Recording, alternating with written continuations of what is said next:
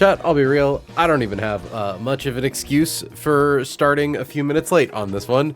I just was sitting here and I'm like, oh, it's like 1 minute until I like pivot to me cam. Kinda gotta pee. So I did that first. I don't have my earbud in yet. But you're used to that by now. You all adore me simply because I am a hapless schlub. It adds to my charm, I would argue. I can now hear the game. Hi folks, happy Monday. I kind of feel like shit. But I have some energy and I've spent a good chunk of today calcing. Fuck, there's a lot of stuff to calc. But I like mostly got my hair brushed. That was the other thing, was I was sitting in this chair, brushing my hair. There's totally no parasocial things happening at all. Well, the thing is, Pio, at this point, I don't think I'm big enough for it to be parasocial, you know? Like, you come in here week to week, and like, you tell me about your day, and I tell you about mine, and I talk about Run and Bun, and it's basically just like having a bunch of friends pay to hang out on your couch and watch you play video games. You know? I'd consider, like, most of the people who I interact with regularly on here to be some form of internet bud. I don't know if that's deeply unprofessional. Yeah, I don't know. Like, thankfully, I really haven't had any, like, major duds in my community. There's never really been a person who's rolled up and I have to be like, ah, yeah, gonna tolerate that you're here. I mean, it's not if it's not ruining your life, it doesn't seem like it's an issue. Well, the thing is, it's partly a me thing, like, it's partly a how it affects me thing, but also it's like a responsibility thing, right? Like, I have a responsibility as someone with a platform, meager as it is, to make sure that I'm not setting, like, unhealthy boundaries with my audience. You know?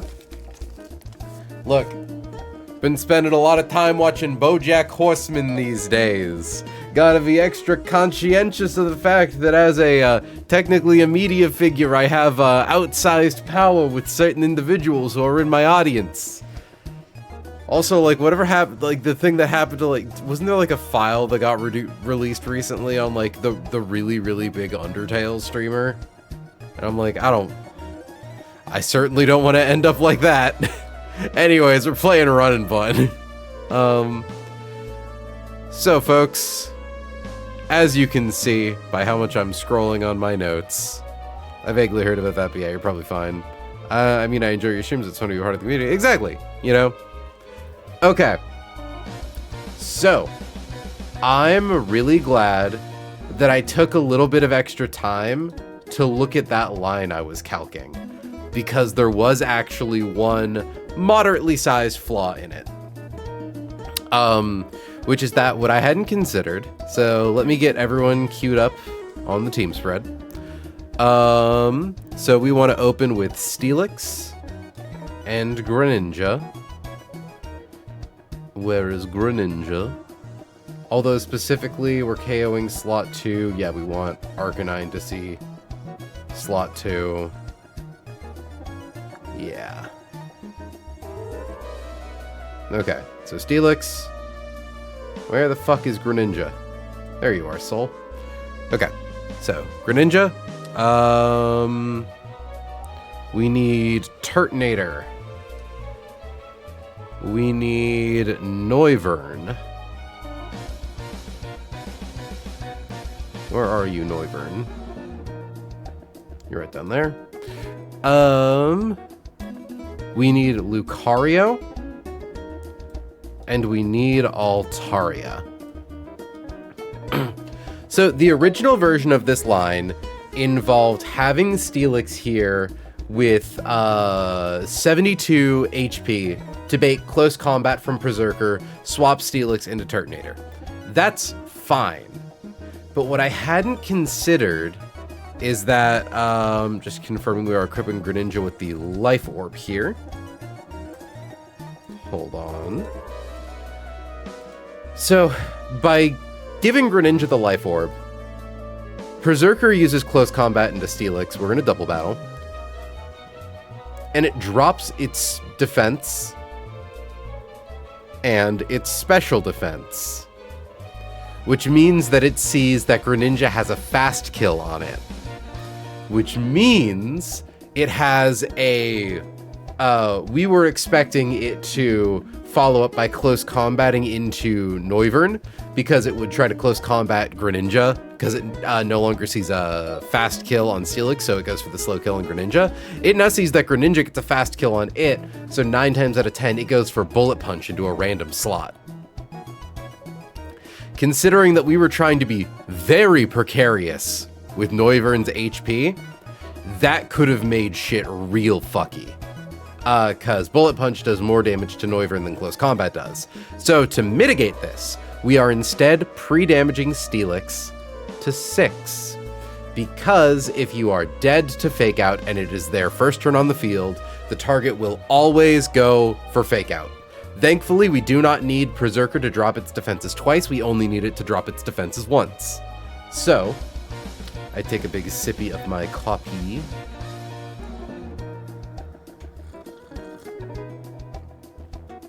This also makes it safer because Turtonator has more HP, and Turtonator is one of our backup guys for when we're dealing with Smeargle. So we open with Steelix and Greninja. Love Noivern coming to the first fight since catching it. Oh, Noivern's coming to like half of the fights I've calced. Being really fast and having a hard-hitting special flying type move is really useful, actually. And Draco Meteor doing just enough damage to Smeargle. Like, genuinely incredible guy. That being said, Chaucer does have a 1 in 65,535 chance of dying. Assuming Chaucer takes 2 max roll critical hit close combats. Okay. So, what we are going to do is we are going to open Steelix and Greninja versus Berserker and Meowstic. We specifically want Greninja in slot 2. Turn 1, Berserker is going to try to Fake Out Steelix to get the kill. We are going to swap Steelix to Turtonator. Thankfully, because Berserker hasn't dropped its stats yet, it doesn't see that Greninja can kill it, so it's not going to try to Fake Out Greninja. It's instead trying to go for the fast kill on Steelix. So we swap to Turtonator, we take like 13%. So Dragon Fang, do we want Sharp Beak? Hold on. No, I don't think we actually need anything on Noivern, which is good. So, and all the meanwhile, that's the other thing, Steelix needs to have its HP low enough to show a kill to Meowstic, so it's definitely low enough to show a kill to Psychic or Shadow Ball. Doesn't matter which move Meowstic is clicking, because it is slower than Greninja and dying to Dark Pulse. So, Berserker goes into Steelix, instead hits Turtonator. Meowstic would go into Steelix, but Greninja outspeeds it, kills with Dark Pulse. Now, because Greninja is in slot 2 and Meowstic is in slot 2, in comes Arcanine. Arcanine hits the field, Greninja's at 90% HP because of Life Orb. It now no longer sees any kill on Turtonator, nor does Berserker, but what it does see is close combat into Greninja, close combat into Greninja. So both Arcanine, also notably Greninja, does not do enough damage with Surf to show a fast kill to Arcanine, so it's not clicking extreme speed. I've discovered the main gimmick of this fight isn't actually the Smeargle in the back, though it is annoying. It's that every Pokemon on this team, for the most part, has a priority move to try to fuck your shit up if you're trying to just get quick kills on them. So, both of these guys are going for close combat into Greninja, so we are going to have Turtonator use a Draco Meteor into Arcanine. It is holding the Dragon Fang. We need Arcanine to click close combat, and it outspeeds us. So, because of the special defense drop from using close combat, Draco Meteor barely gets the one-hit KO. And, of course, both CCs are going into Noivern, who only dies if both of them crit and max roll. Once Arcanine is down, because Noivern... yeah, Noivern's in the Greninja slot, yeah. So Noivern, notably, is still at like full thing, shows it outspeeds and kills Smeargle with a Draco Meteor, so it instead baits in Raticate. Turtonator's on the field, Noivern's on the field, Berserker's on the field, Raticate's on the field. Berserker now sees, because of how we've pre-damaged Noivern, that after all of that damage, it can kill Noivern with Bullet Punch. Specifically, that gives it a fast kill, so it always goes for Bullet Punch, never CC, never Iron Tail. And Raticate sees a Sucker Punch kill into Noivern, notably also a priority move. So, what we are going to do is Turtonator is going to click Overheat into Berserker. So even though we have suffered -2 special attack, the 1 CC it landed into Noivern drops its special defense by 1, lets it die to Overheat. Meanwhile, we swap Noivern to Lucario.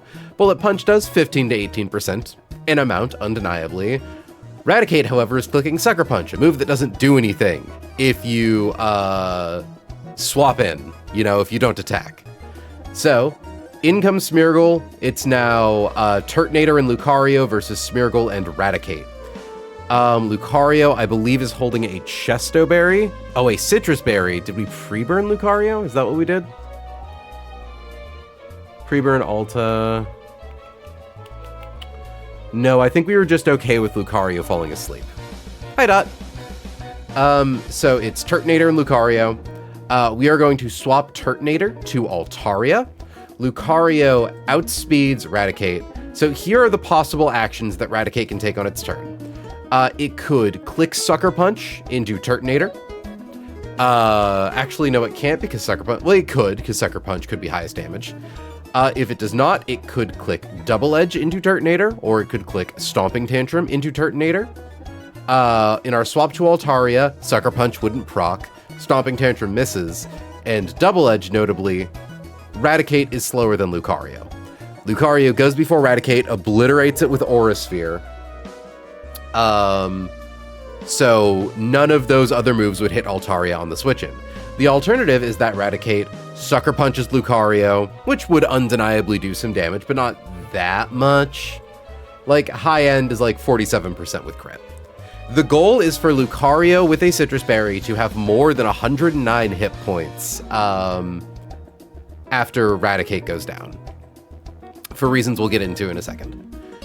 So, in comes Altaria. Lucario one-hit KOs Raticate with Aura Sphere. Any of the moves that Raticate can use that would be dangerous to Lucario, it's not faster than him, so it won't go off. And there's also only a 50-50 chance it even clicks Sucker Punch to begin with.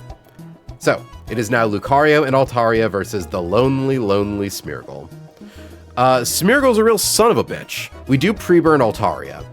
Smeargle has Substitute to hide behind. It has Protect to hide behind. It has Dark Void to make you fall asleep. And it has Psywave to do a random amount of damage that is not based on your stats from between 30-something and 109. I did the math. I manually calculated the damage range for Psywave. So, Lucario is going to click Aura Sphere into Smeargle. If it happens to hit turn 1 like Smeargle doesn't protect, then we just instantly win the fight. However, the other thing is that Smeargle has Moody, Smeargle has Leftovers. The Moody ability says every turn, at the end of the turn, Smeargle drops 1 stat by 1 and raises 1 stat by 2. This can include things like accuracy and evasion. Very difficult to work around. And of course, if it, for instance, gets a +2 to its special defense, well, suddenly Aura Sphere isn't one-hit KOing anymore. And it can spam Protect, and it can hide behind Substitutes, and it can get more stat boosts, and it can heal from Leftovers. So we are going to answer it the only way we know how. Altaria hits the board. Perish Song bypasses Substitute. Perish Song bypasses Protect.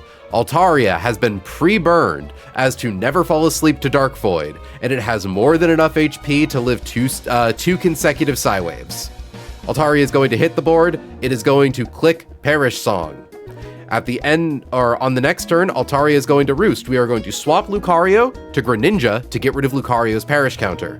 On the following turn, we are going to swap Greninja, assuming Lucario has enough HP. We are going to swap Greninja back to Lucario. And Altaria is going to roost again. And on the third turn, we are going to swap Altaria to either Greninja or Turtonator, depending on how much HP they have. to reset its perish counter, and Lucario is just gonna like click Aura Sphere into Smeargle if it can live the hit, you know? Theoretically, things could get a little spooky if we get some really bad damage rolls, but damage rolls off Psywave, but it's pretty unlikely. Lucario has a Citrus Berry, Greninja's always at exactly 90% HP. There are a few things that could really go wrong. And like, every turn Smeargle clicks Dark Void to protect is another turn where it's not doing damage. Now, looking at my guys, we are pre-damaging Steelix to 6. We are pre-damaging Noivern to 154.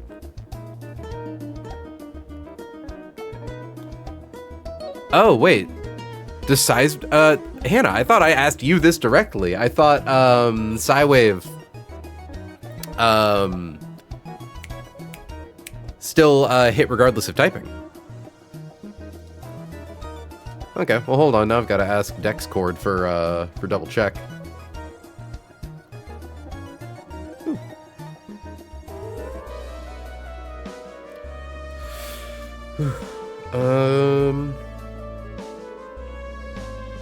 It's typeless in the sense that it doesn't deal super effective damage, but I think the immunity still takes place. Interesting. Okay.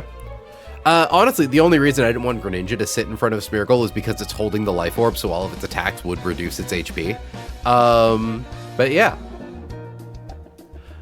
I suppose that's not really an issue. Okay. But yeah, so we are pre-damaging Noivern to 154. Sorry, I'm octuple checking my math on all this, but like, I really want to make sure that we've got it. And I'm almost certain we do. So, a Noivern at 154 HP minus low roll close combat is 42. Minus low roll close combat is 45. Drops us to 67, which puts us exactly in bullet punch in range. So lowest roll in bullet punch. That way Berserker always goes for it.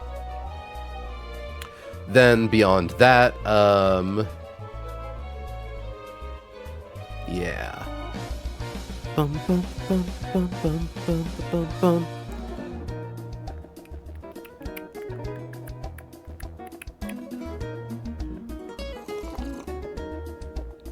To this day, I wonder why that Crawdaunt used Crab Hammer on my Eldegoss instead of Aqua Jet.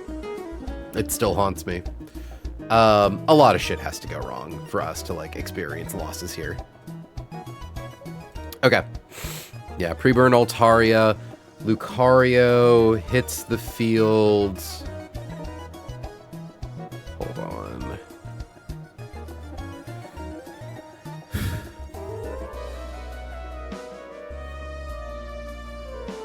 Yeah. Lucario and Smeargle hit the field at the same turn, so we don't need to worry about Lucario being put to sleep. Cool. Okay. Let's finally run this fucking fight. Nearly 4 hours in the making.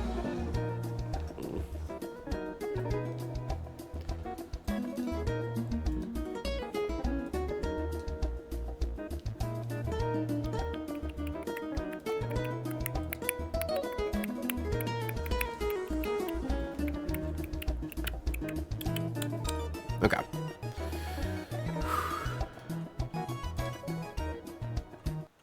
Chat, you finally get to listen to something other than fucking Mount Pyre. Hold on, why are you being fussy? Volume settings, there we go. Why do I not hear you, game?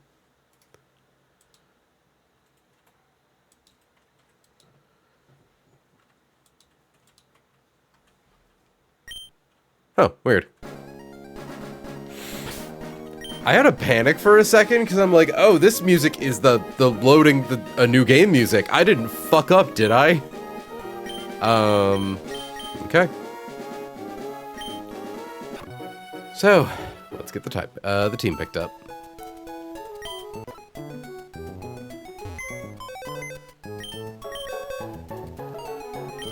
Move items. Give me that. Give me that.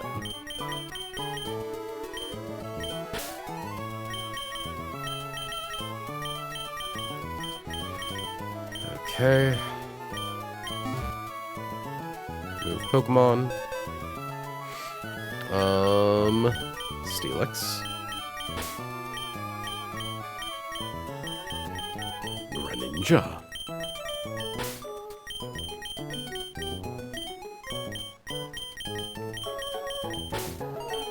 Dirt.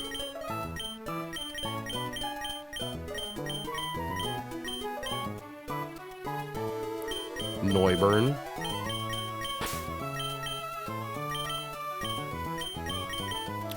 Lucario. And Altaria. Altaria, I hardly know ya. That almost kind of worked, actually. It didn't. Don't pretend like it did, but let me believe. Okay, so the only pre-status is Burn to Altaria. Hi, Rob Boss. It's okay, hon. I deserve it. My bad puns, my bad jokes are a sign of a moral rot at the core of my being. It's okay. Okay. Scripting. File. Load recent script.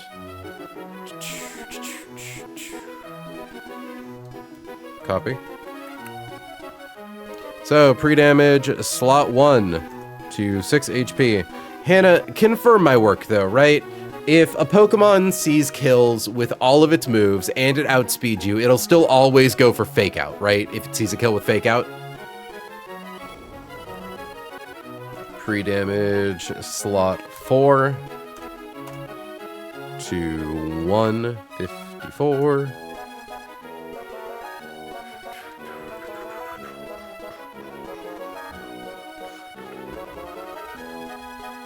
Like, thankfully, it shouldn't actually matter, thankfully. As long as Berserker attacks into Steelix and doesn't click close combat, we're fine. Yeah, because the +9 with Fake Out is stacking with the usual +12 to +14 for fast kills, so it'll always be higher. Good to know. I've relied on this strat before, but now that I know how important Steelix is for later, I'm just like making sure this doesn't get fucked up, because I also, again, knowing how important Noivern is for later. Nothing on Steelix. Soul needs the Life Orb.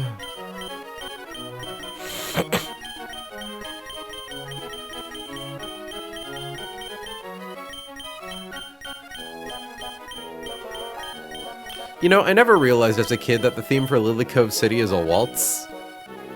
Quick explanation for oh, just check the VOD to figure out,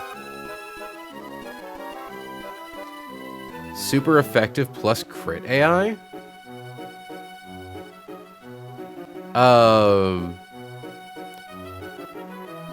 What's crit AI? Like, wait, hold on. Does Vito's Crawdaunt have, like, guaranteed crits? Flannery Split.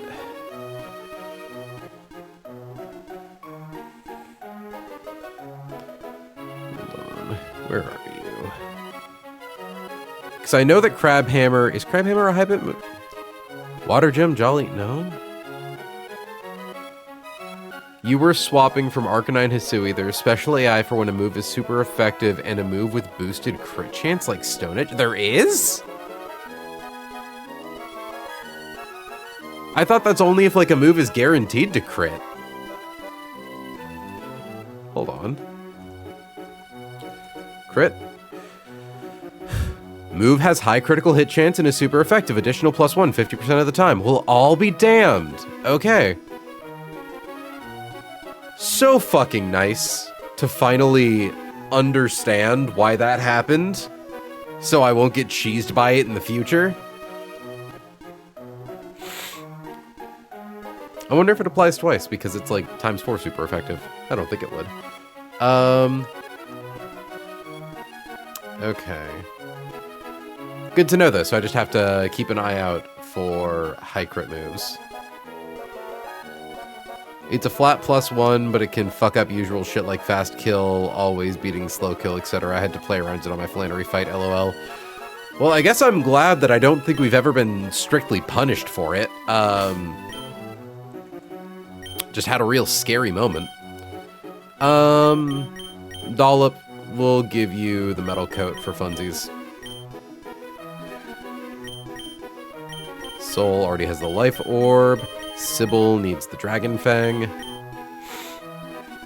Chaucer doesn't need anything. So I guess we'll give Chaucer a Chesto berry in case something happens. In case we are truly desperate. I should scroll past it. 229 citrus berries. Nice. It's a really small chance to happen still because it needs you to hit the high score and slow kill low score on fast and win the tie. Still very unlucky that it happened. Again, it could have been more unlucky because it was unlucky at a point that that didn't lose us the game. Truly, that is all I can hope for in life, is to not lose the game to weird bullshit. Okay. And Sterling gets 1 Altaria Knight.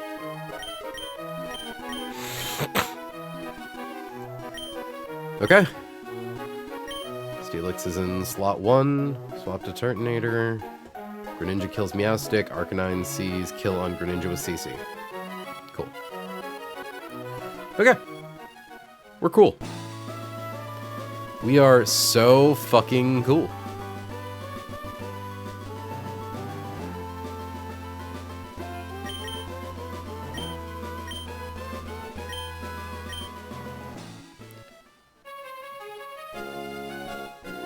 I have to remind myself that I have the Pokédoll for if I ever get into, like, another, like, accidental wild encounter.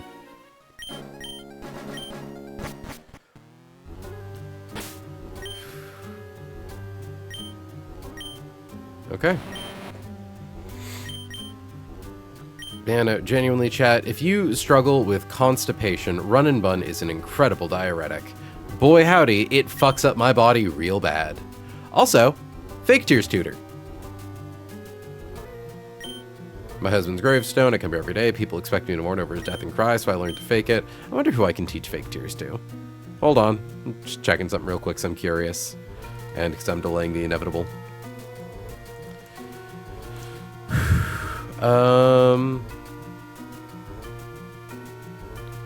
Breloom. Teach it to Breloom. Teach it to Corviknight's actually pretty interesting. Croconaw, Cutiefly, Deerling, Delcatty for Alligator, Frostlask, Glalie, Granbull. That's right, we can give it to Granbull. Grimmsnarl, Impidip, Jinx, Linoon, Lopunny, Luxio, Meryl, Mawile, Mew. That's right, I think that is a meme you do with Azumarill is fake tears draining kiss. Morgrim, Obstagoon, Berserker, Raichu, Rookidee, Salazzle, Sawsbuck, Shink, Shroomish, Skitty, Smoochum, Sneasel, Sneasler, Snubble, Teddy Ursa, Totodile, Ursaluna. Notably, can teach it to Zoroark. Probably not a great idea because everything kills Zoroark, but still.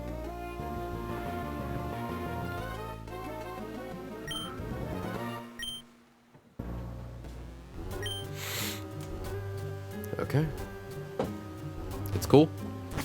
It's chill.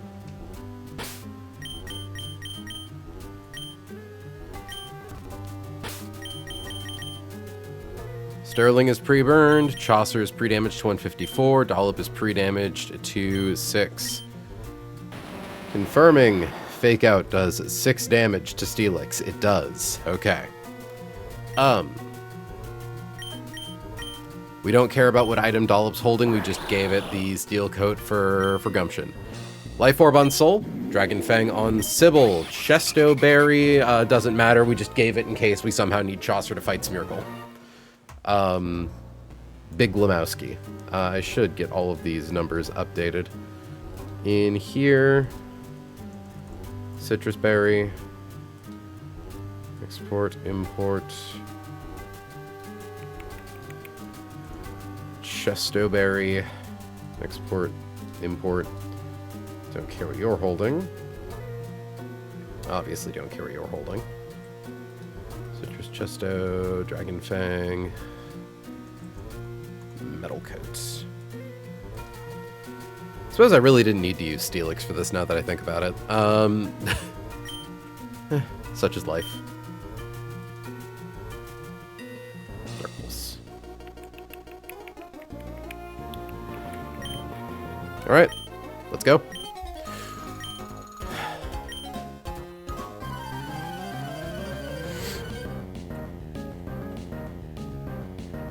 Genuinely, like, fight that was 4 hours in the making. Berserker, Meowstick. Good, good. Alright, so, step 1. Dollop is showing Berserker kill with Fake Out. We are going to swap Dollop to Sybil. We are showing Meowstick a kill with either of its moves, also on Dollop. Soul is going to click Dark Pulse specifically to one-hit KO Meowstick.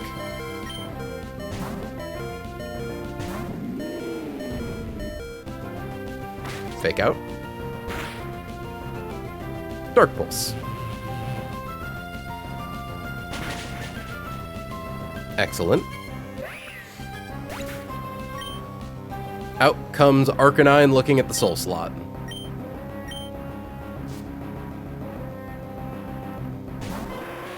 Both Arcanine and Berserker... Oh, right, also Intimidate procs. We don't care about Intimidate. We're attacking with Special Attack. So, both Arcanine and Berserker now see slow kills into Soul with close combat. We are going to swap... Or first, we are going to have Sybil click Draco Meteor into Arcanine. We are going to swap Soul to Chaucer. This is the one major risk of the fight, is Chaucer dies in like a 1 in 65,000 chance. Which, like, if it happens, hey, at least it goes in the nuzzies, right? Two close combats going to Chaucer.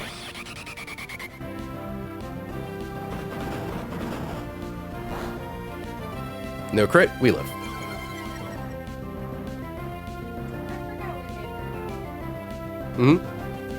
It's really cool. Two no crits. Chaucer is below 67 HP, which is what we need her to be at. Draco Meteor kills Arcanine.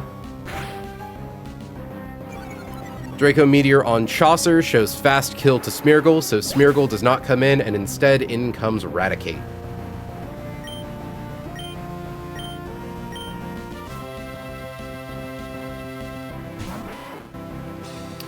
Berserker sees fast kill into Chaucer with Bullet Punch. Raticate sees fast kill into Chaucer with Sucker Punch.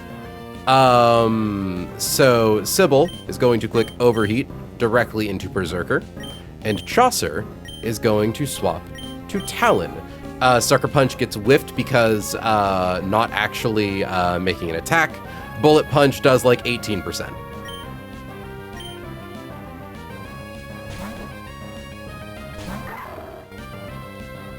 Failed.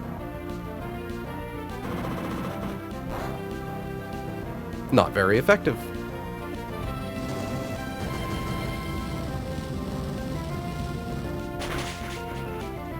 Down goes Meowth. That's right. Raticate has a 50% chance to click Sucker Punch this turn. Well, first, out comes Smeargle. Smeargle's click and random move. Raticate here has a 50% chance to click Sucker Punch. We prefer it doesn't, but if it does, we hope that we click it into Sybil's slot. So there's essentially only a 25% chance for Talon to take damage here. We are going to swap Sybil to Sterling, and Talon is going to click Aura Sphere into Raticate.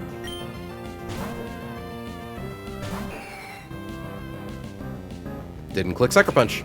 Perf.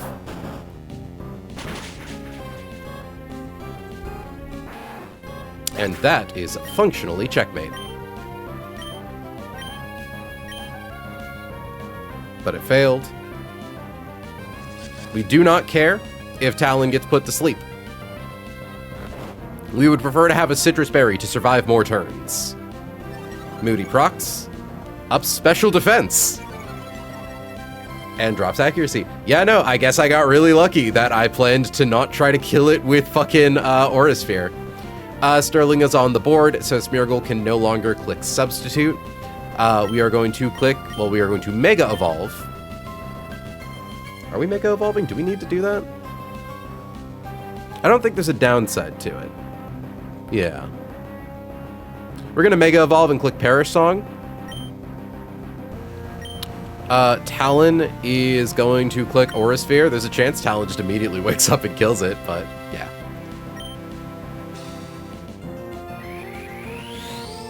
Another Perish Song kill, we love it. We've got a couple planned for Mount Pyre. It's a very appropriate place to be getting these off.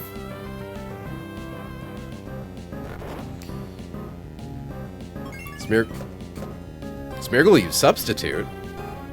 It doesn't matter, but how did Smeargle get to click Substitute? We have sound-based moves. Like a dozen of them. What? Okay, Talon's Perish count fell to 3. So we are going to have Sterling click Roost. We are going to swap Talon to Soul. Talon's Perish counter has been reset. Psywave does not affect Soul. Okay, you were correct, Anna.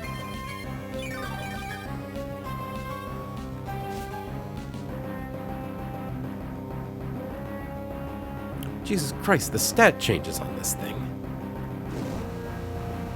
Smeargle's Perish count fell to 2. Sterling's Perish count fell to 2.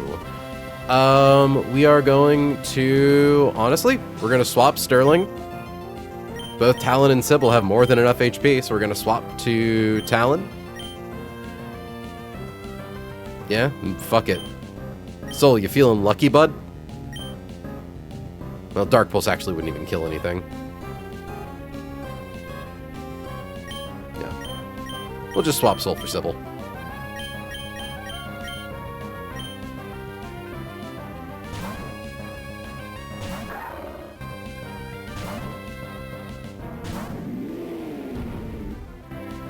Smeargle used Protect. Oh no!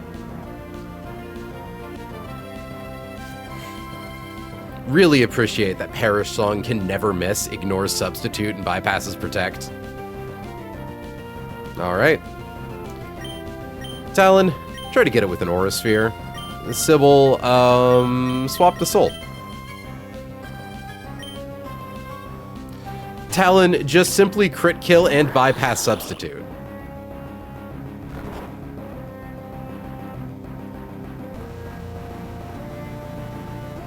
The boys are napping.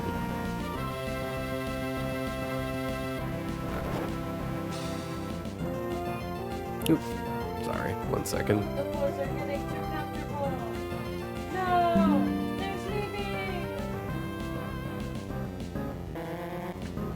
Just putting something here real quick for posterity.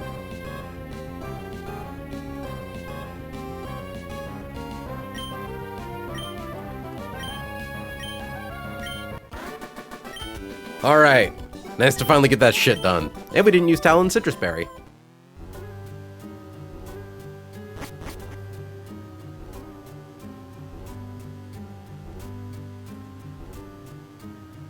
Oh, Substitute gets +2 if you have a Sleeping Mon, which can get sub back from +0 despite having a sound move. I think that on that turn everything was scoreless LOL, so it hit at -2.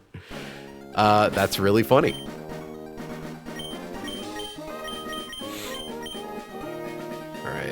Burnling, fly us home. That's right, we Mega Evolve Sterling so that way it doesn't heal off its own burn.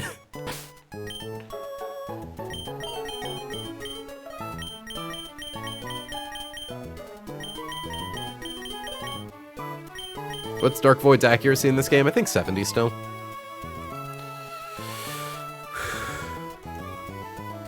$80, Jesus.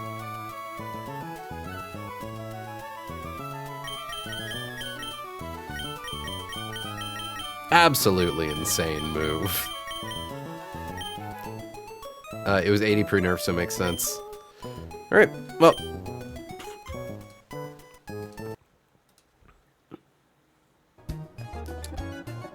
Let's get back to the calc. Nice to get that one done, finally. That was a real pain in the ass. And honestly, so is this next one, I'm pretty sure. Yeah. Alright. Smeargle continuing to have used Dark Void even in ROM hacks.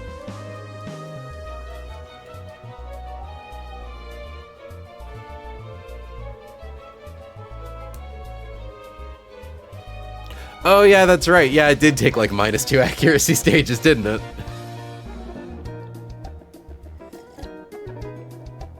And got like +8 to fucking, its evasion. Like, it got boosts to evasion and special defense, the things that are the scariest for our team.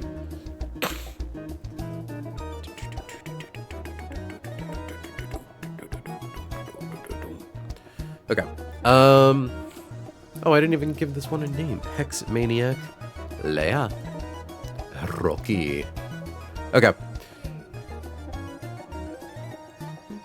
Also, when I joined today, Twitch said it was still session 59 and that you were streaming for 30 hours.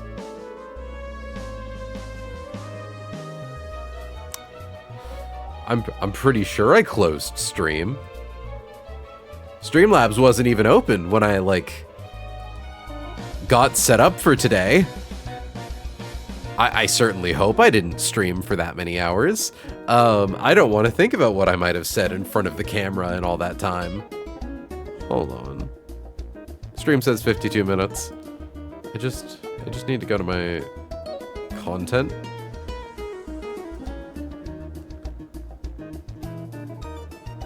Yep, Grave Ascent was yesterday. 3 hours, 9 minutes.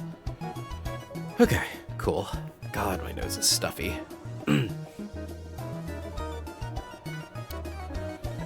Okay. So, what's next? Hex Maniac Leia, we've got an Umbreon, we've got a problematic Behem, we've got a Hariyama that just wants to get his guts off. He just wants you to get up in his guts. Cool. Okay. So, we are opening with Altaria. Mega Altaria. Just switch things. Yeah, okay. We need Zoroark. Felice is getting another kill, guys. Look at him go. I don't think I can voice my joke response to that in public. Hi, Turtle. Welcome to stream. I'm very curious, but I will not force you. Yeah, that's right. Okay, so we do need to break Zoroark's vow of chastity. Huh? Hold on, can we use Greninja to do the same thing? Because if I'm correct, we're relying on Altaria baiting Psychic or Calm Mind. Night Slash with...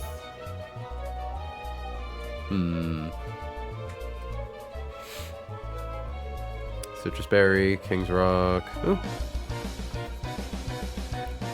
Night Slash hits through Calm Mind, we're faster. And then who gets baited in after Delphox?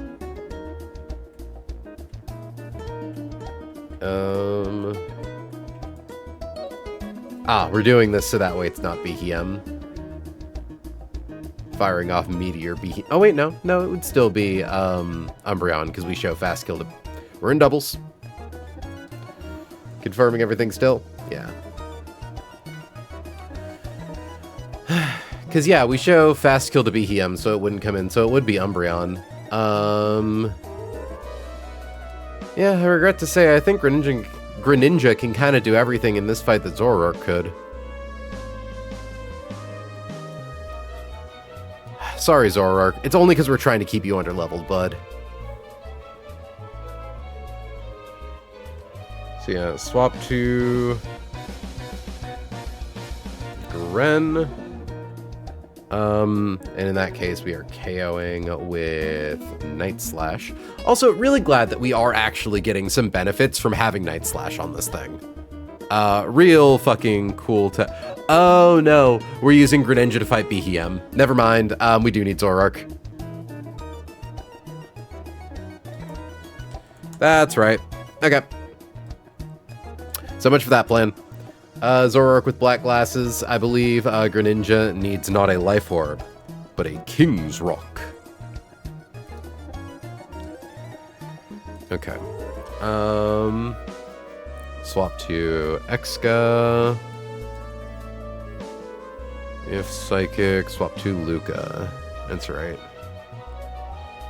We're using a shocking number of the same guys again. We've got Talon, we've got Soul, we've got Sterling.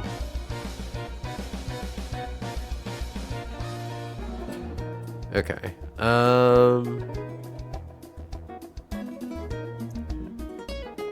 Those two on Fridays, person A at person B. That's all the hints you get. Joke for 4 people.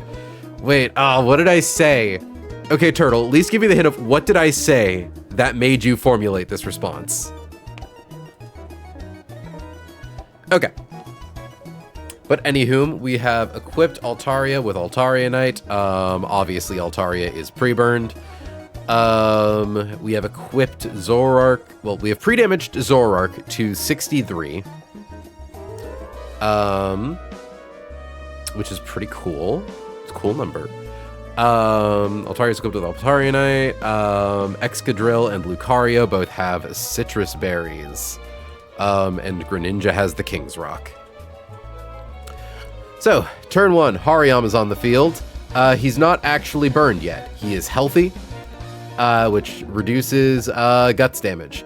So, we are going to Mega Evolve, and we are going to take a normal Fake Out, plus burn damage. Our own burn damage, because we're allowed to pre-burn. So, it goes for Fake Out. At the end of our turn, we lose, like, 16% of our HP, maybe a little more. Point is, burn boosted Facade shows a kill to Umbreon, shows a kill to Behem, and our HP is never low enough to show Behem a kill to us. So it is instead going to go to Delphox. Yeah, we never show Behem a kill. So it's going to go to Delphox because that's just the only thing that can live a hit from us. Delphox could go for Psychic, or it could go for Calm Mind. We do not care which. Delphox has Magic Guard and White Herb.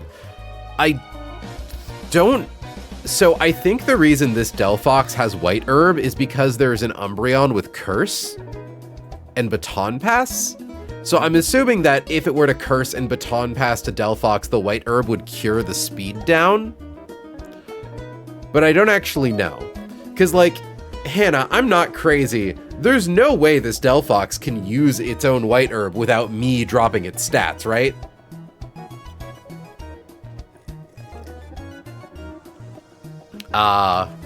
Those two on Fridays, person A wanting to be in person B's guts. I understand. I get it now. Especially because we were talking about, yeah. I believe that's the case. Yeah, very funny gimmick. Cool. I just want to make sure, because my line is relying on knockoff, and it'd be really embarrassing if it was able to somehow proc its own White Herb. But yeah. So we swap Zoroark in on either a Psychic or a Calm Mind. Either way, we are faster than Delphox, and it lacks a priority move, so we were able to one-hit KO with knockoff. We show a fast kill to Behem, so it does not come in. So instead, in comes Umbreon. Now, we have Zoroark pre-damaged to 63. The damage that Foul Play does. This is to stop Umbreon from setting up with Curse. So it's going to go for Foul Play. We are going to swap back to Mega Altaria, who takes some damage from Foul Play, but not that much. Specifically, crit Fake Out plus 3 turns of burn plus crit Foul Play is not enough to kill Altaria. So we are going to hit the board. We are going to, because we are burned, one-hit KO with Facade. Then lastly, in comes Behem. It is likely to go for Meteor Beam. It is possible we've been damaged enough to show kill to Psychic. Either way, we are going to swap to Excadrill. If Behem clicked Psychic into Excadrill instead of Meteor Beam, we are going to swap to Lucario to then take Meteor Beam and bait Psychic. And if it did click, because if it doesn't see a kill, it has a Power Herb, it has Analytic, it wants to Meteor Beam. Point is, we need to potentially chain Excadrill into Lucario to then always bait Psychic into Greninja. Greninja with a King's Rock flings into Behem, flinching it, does 30% of its max HP, and can then secure the KO with Night Slash. Notably, another upside to having Night Slash on Greninja.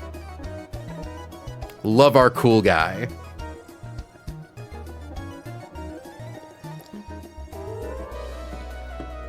Okay. Everything seems to be in order to me. This one was shockingly annoying to calc. Just because that BEMs can be like really troublesome. It has analytic. Thankfully, you don't really need to worry about analytic bug because anything you're using is probably faster than BEM. So it's already calcing with analytic. Don't even worry about it. And apparently, I learned recently, if you swap out, it's like analytics still provides them the boosted damage, which fucking blows. But that's why we're making the most important swap of this fight directly into a dark type. And yeah, if it clicks Meteor Beam into Excadrill, then it won't ever go for Meteor Beam again, so it will go for Psychic, so we just swap straight to Greninja. Otherwise, we use Lucario as a buffer to take a guaranteed Meteor Beam after it hits Excadrill. Anyways. We need Altaria, we need Zoroark. Typically that have come up on Winstitute Starmie, but you were able to confirm guaranteed Psychic into Gren, so it didn't matter. Say Winstitute Starmie, and there's like another Starmie leading up to Meteor Falls. That's right, we have to grab Felice from the Forbidden Box. Forbidden Box, notably what I nicknamed my pussy.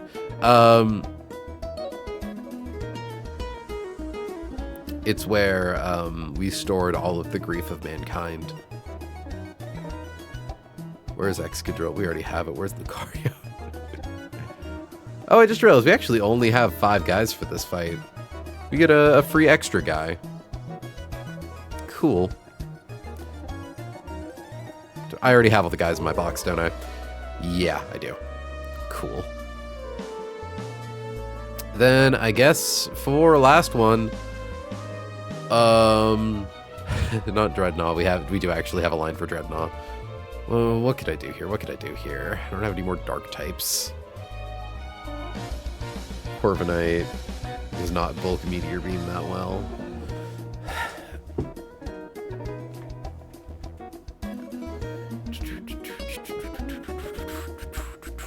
Oh, you're right. Sharpedo is a dark type. It's really funny.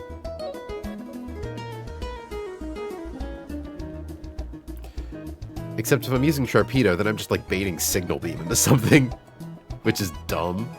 I don't know. Do I bring like Roserade? Slowbro? No, Signal Beam does too much.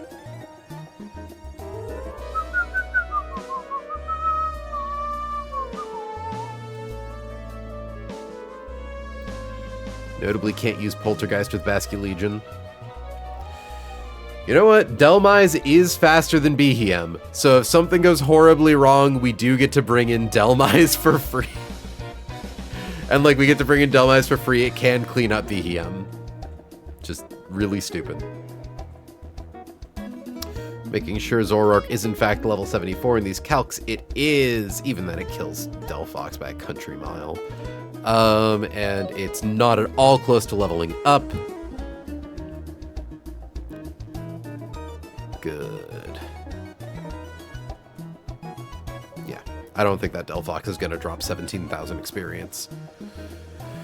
Okay. Yeah, no, really glad. Yeah, burn boosted facade. It gets a lot of use on Altaria. Also, notably, this line only works, or at least the opener with Hariyama only works because Altaria had the speed scale. So just a nice little extra feeling good about that. Yeah. Okay, never mind, not Hariyama. The Umbreon. We wouldn't have been faster than the Umbreon. Like, yep, we would have been slower. Being able to fast one-hit KO that Umbreon is the real thing, because motherfucker's tanky.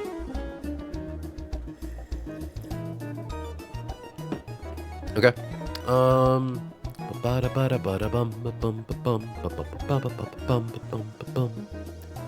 So, pre-damage, slot 2 to 63.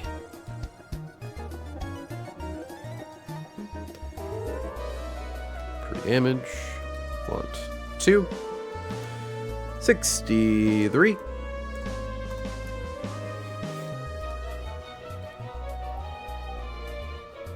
Felice gets the black glasses. Oh, hold on, we'll do Altaria Knight to Altaria real quick.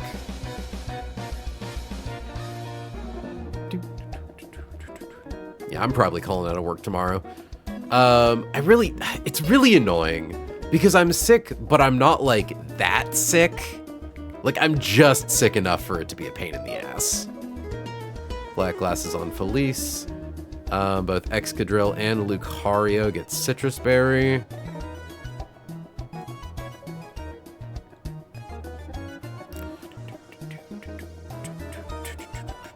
I believe Citrus Berry, Excadrill, if it gets hit by critical hit, Psychic, and gets its special defense drop, Citrus Berry just brings it out of the range of showing a kill to Psychic, so it instead goes for Meteor Beam.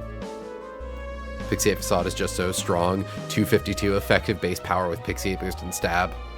On like a not awful attack stat, our Altaria has a 25 attack IV, and like, you know, Mega Altaria has 110 in both of its attacking stats.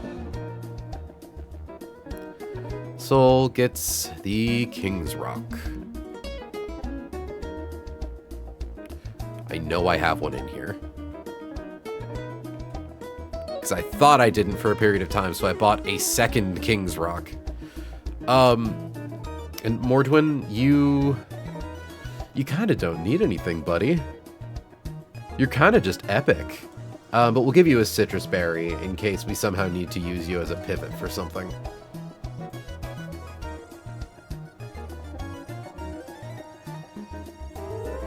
Because, yeah, without a held item, you sure do kill that VM with Phantom Force. It's really funny. Okay. No held item. Black glasses. Citrus Berry. Citrus Berry. King's Rock. Citrus Berry. I hope you guys don't mind just how much Oraz Mount Pyre you've heard in the past, like, 3 streams.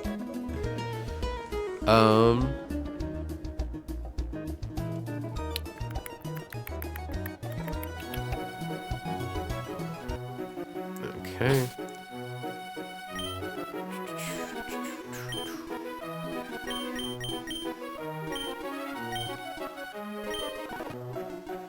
You know, there is actually also a kind of funny thing with Mount Pyre, where every fight does also technically require you to bring a guy that knows Surf. I don't know if you're able to Surf by default without having a Pokemon on your team who can Surf.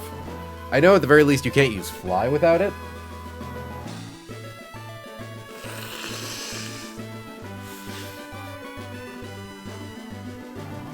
But yeah, there's no way to access a PC in the building.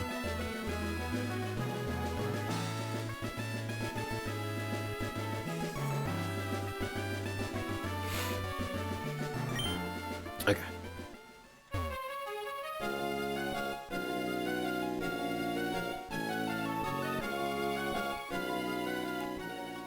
It's a nice tune. I'm most excited for abnormal weather music when you get there. True. Freaky ass tunes.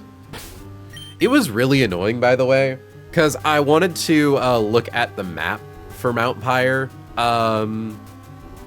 before like diving in here, and I was trying to figure out, I'm like, where the fuck do you exit to go to Mount Pyre exterior? And it's behind these two assholes to our left.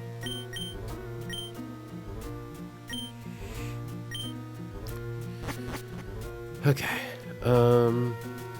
Hexmaniac Leia is next. So, we have pre-burned Altaria, holding Altarianite. We have a Zoroark pre-damaged 263, holding Black Glasses. We have an Excadrill with a Citrus Berry, a Lucario with a Citrus Berry, a Greninja with a King's Rock and Fling. Hashtag Fling's Rock. And then Mordwin is here in case we need him.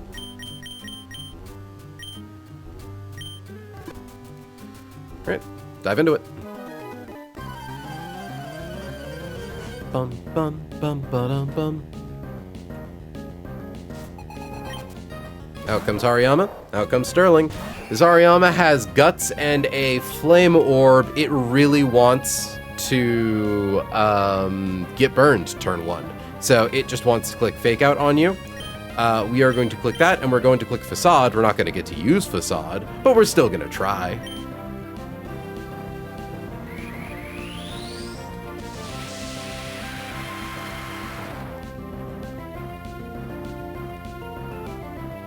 Fake Out. Crit.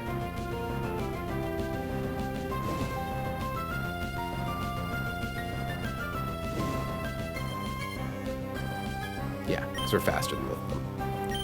Sorry, I'm thinking about, like, there's not a situation where we accidentally bait in the wrong guy or something, right? No, because we show fast kills to both Umbreon and Behem. So next in should be Delphox. Good. Delphox is going to go for Psychic or Calm Mind. We do not care which, because both of them do 0 damage to Felice. It's going to look like Mordwin.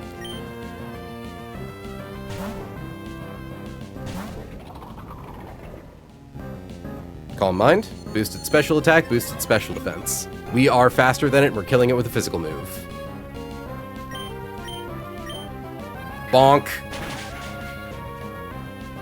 Crit matter. We show a fast kill to Behem, so it is going to bring in Umbreon next.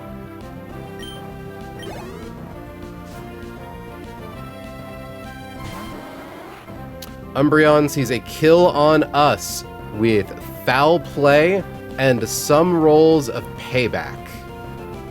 No rolls of Payback. It's always Foul Play. We are going to swap Mordwin back to Sterling.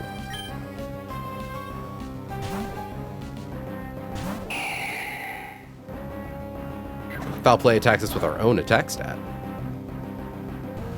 Okay.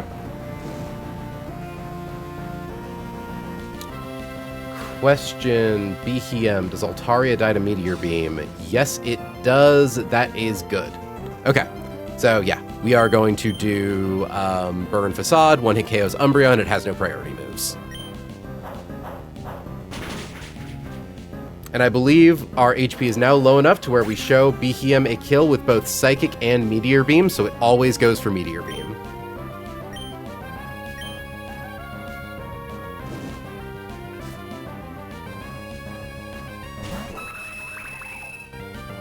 So we are going to swap Sterling to Argyros, who takes, at most, after +1 special attack stages, 25% from Meteor Beam without crit.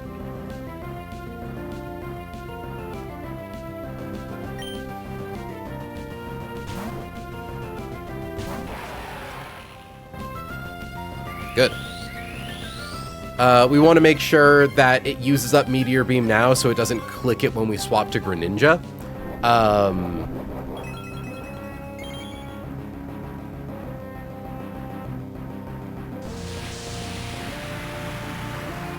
Blech. Cool. Okay. It now never clicks Meteor Beam. It sees that its highest damaging move is Psychic. So we are going to swap to Soul.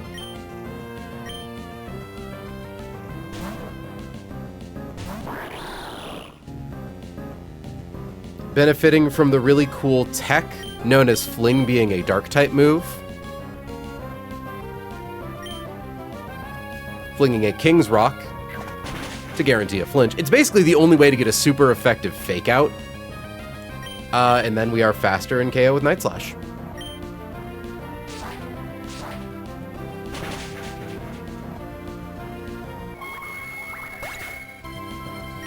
That fight took a lot more time to plan than you'd think.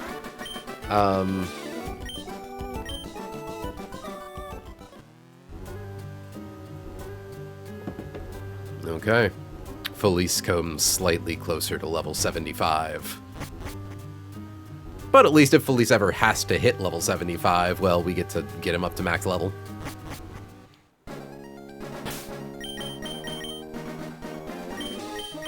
Poor burned Sterling has to keep flying us back and forth. Call him a fairy, because he keeps ferrying us back and forth. Hey!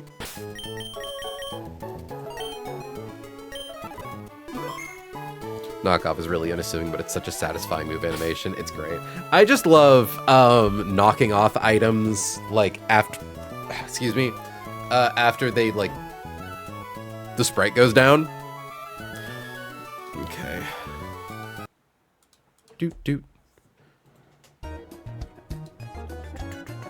And you know what? I am kind of sick of Mount Pyre. So let's say we do look up that tune you were telling me about, Hannah. It's what? Oh god. What is the name of the track? Or as is it just Abnormal Weather?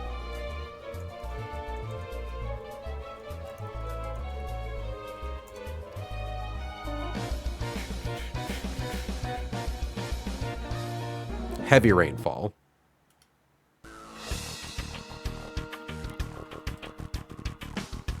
Oh, you're right. It is the same track, isn't it? It's just like a funky version of it. Okay. So that was Hexmaniac Leia.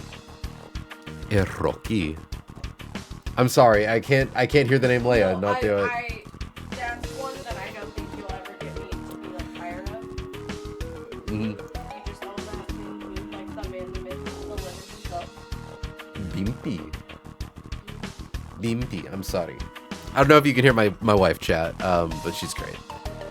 Alright, this fight was a real bitch. This fight was a real slut whore. Really hard trying to get exactly what I wanted out of this fight. Just, not pleasant.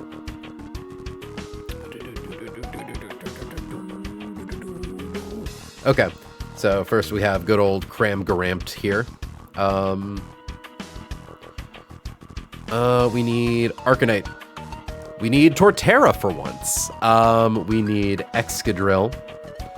We need Togedemaru. Wherever Togedemaru may be. 73, that's fine. We need Noivern.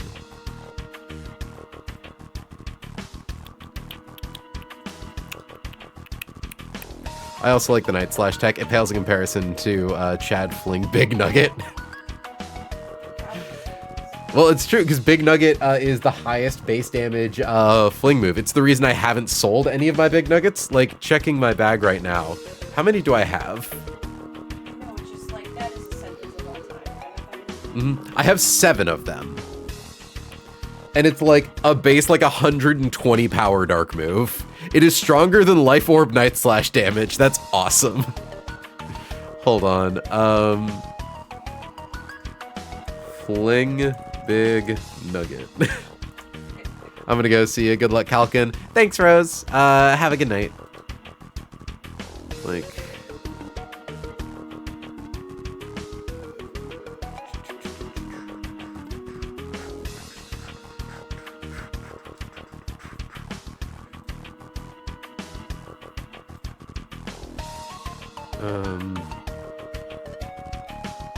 God, where's the damage thing?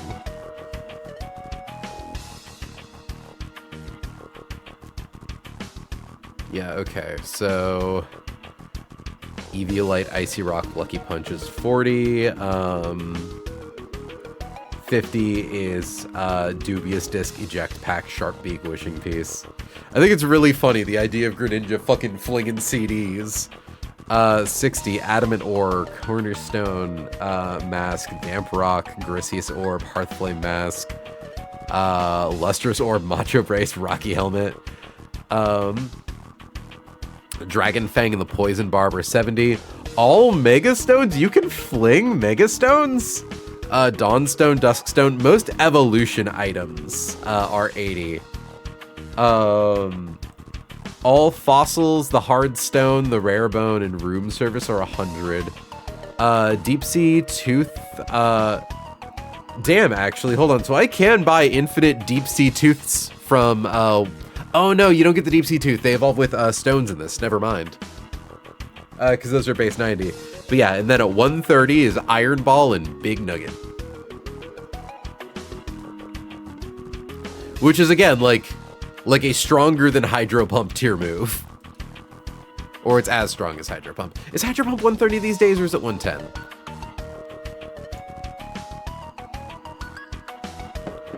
Okay, but Hydro's 110, stronger than Hydro Pump. And perfectly accurate. All it costs is $10,000. Bonk. Okay, and lastly, we have Basque Legion. I have no idea when this would be appropriate, but it's also worth keeping in mind that you can get, I was actually thinking about that. You can guarantee Toxic with Toxic Orb, you can guarantee Burn with Flame Orb, you can guarantee Poison with Poison Barb. Like, it is only ever once, but it is theoretically tech that can get you out of a situation. Fling Big Nugget is the same base power as Draco Meteor, and it doesn't drop your stats afterwards.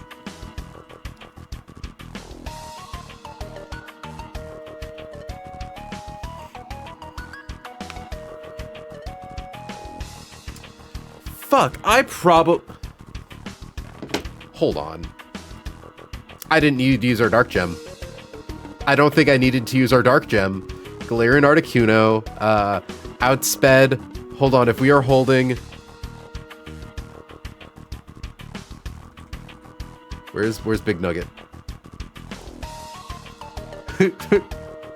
Where's my man Big Nug? Yeah, it's higher base power than knockoff. Wait.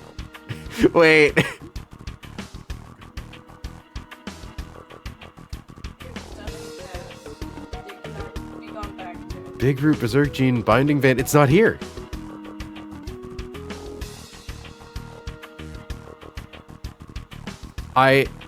Hold on. Iron Ball's the same. That's true. We didn't use the Dark Gem! Greninja could have OHKO'd Articuno with Fling! And it still would have faded in Dynamic Punch on Machamp. Damn it! Damn it! Oh, that would have been so funny! Oh, burdened with knowledge like fucking Cassandra.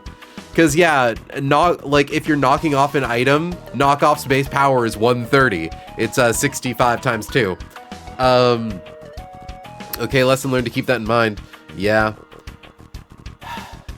Yeah. Because, like, Greninja just has a higher attack stat, 178. Oh, wait, hold on. Hold on, it actually might not have, because I just remembered we are a higher level. Yeah, we probably could have done it at 73. Yeah, we totally could have done it at 73. Shit! Not the biggest deal. I doubt... Well, because here's the thing, right? If we ever need to Dark Gem boost knockoff again, we could just remember Fling Big Nugget. Oh, that's so sad. That would have been even cooler tech than burning our Dark Gem, too. High key, I kind of forgot that Fling was a dark move until this fight.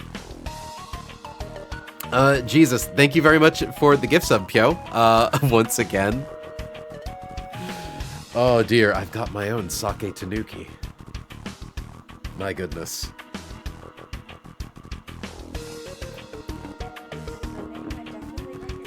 One second. Muting myself.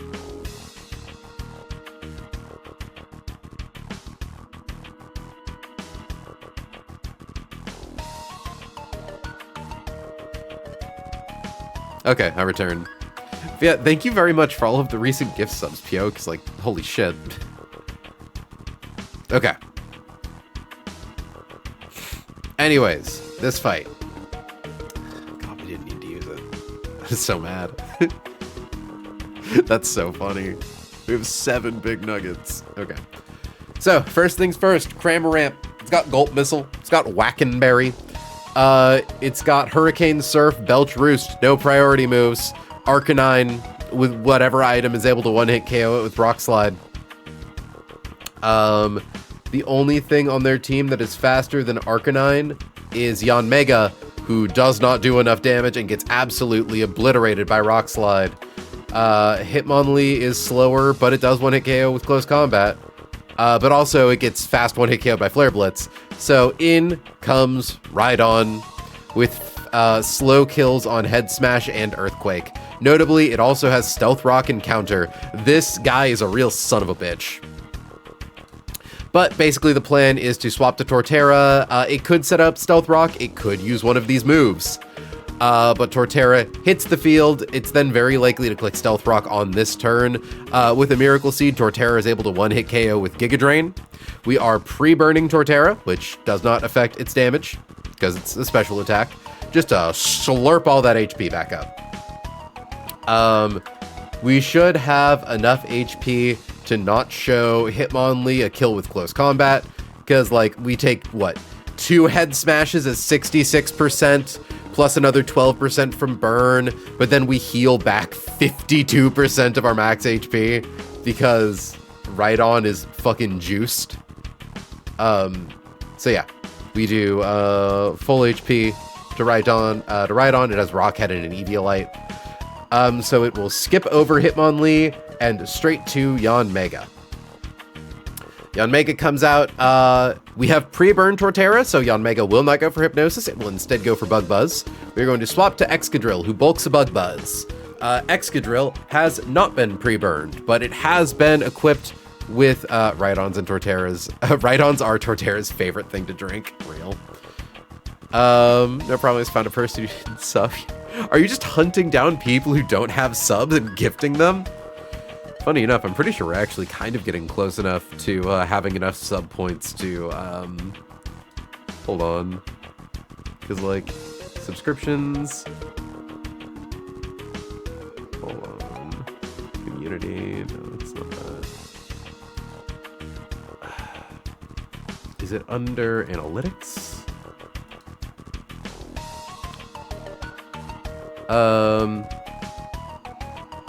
What do we have to do to get... Because there's, like, various tiers of, like, money that you, like... The payout split that you get with Twitch is different, the more, subs you get in a month. If that makes sense. Like... But I can't find it. I forget if it's like 50 or 75 that you have to hit. But like once you have enough people subscribe to your channel, I think it's just like more in Twitch's interests to give you like a better split of the revenue, which is neat. But anyways. So Yanmega comes out, it's going for Bug Buzz. It won't go for Hypnosis because Torterra was already burnt.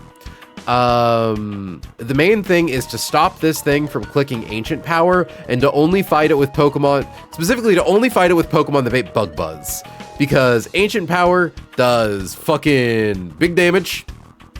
Well, not big damage, but it could boost all of its stats. We haven't had to worry about the plus 10 or the 10% chance for the Omni boost on Ancient Power in a while, but it could do it. It has Hypnosis, so obviously we want to prevent it from hypnoising. And it's got Air Slash that can flinch you. Thankfully, Excadrill barely takes more damage from Bug Buzz than it does from Air Slash, so Bug Buzz is guaranteed. We swap in, we take a Bug Buzz, we have equipped Excadrill with a Chesto Berry. All we are here to do is to click Rapid Spin. This thing has Speed Boost, so we don't care how fast it gets, it's gonna be faster than us. Once that's done, we are hoping that it tries to Hypnosis us.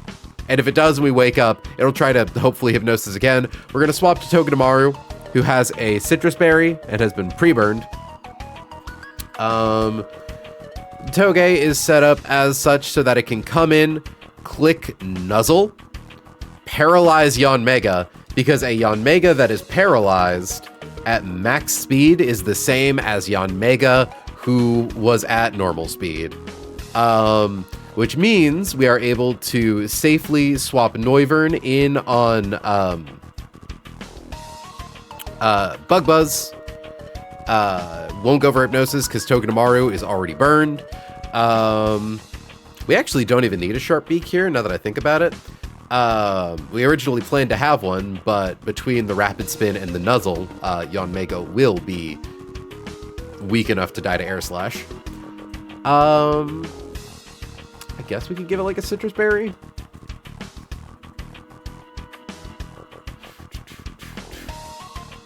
Yeah, we can give it a Citrus Berry. Citrus Berry, export, import. And the reason we're incorporating Togedemaru is so by paralyzing Yanmega, it can never be faster than Noivern. So Noivern can come in and just secure KO with Air Slash. Then in comes Hitmonlee. We don't guarantee kill it, or kill it at all. Hitmonlee wants to get us with Fake Out or potentially Double Edge. Point is, if we take enough damage to, if our HP ever gets low enough to proc Knockoff, we'll have eaten our Citrus Berry and no longer are proccing Knockoff. So it's going to go for a move that isn't Knockoff. We are going to swap to Basculegion, who blanks every move except for Knockoff. Basculegion is slower than Hitmonlee, but it's coming in on no damage. It's going to click Poltergeist because it never gets to use any of its moves. It never gets to use its fucking normal gem. So Poltergeist still gets to hit. It then goes for Knockoff. We always live at least one of those max roll crit, and then we can secure KO with Shadow Sneak. So kind of a silly line, but yeah. So yeah, equip Toge with Citrus Berry. Fuck it, equip Toge. And Noiv with Citrus Berry. With Sibis Bibis. With Scary Berry. No, I need to pee now. I'm gonna run to the restroom. I will be right back.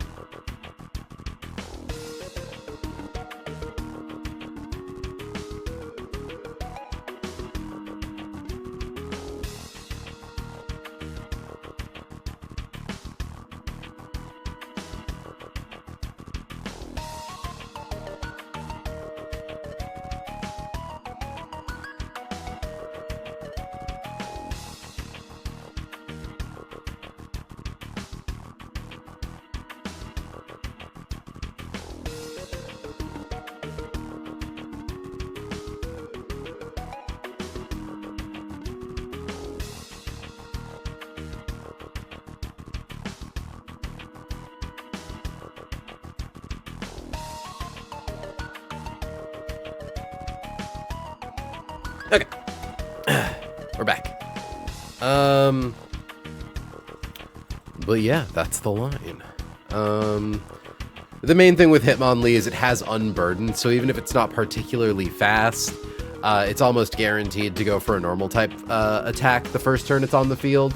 So I can't, like, swap into Garchomp on, like, a double edge and then outspeed and kill it. So we wanted to use something silly, like a Basculegion. Yeah. Okay.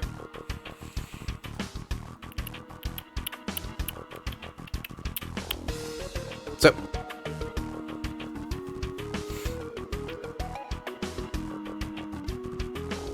Move, guys.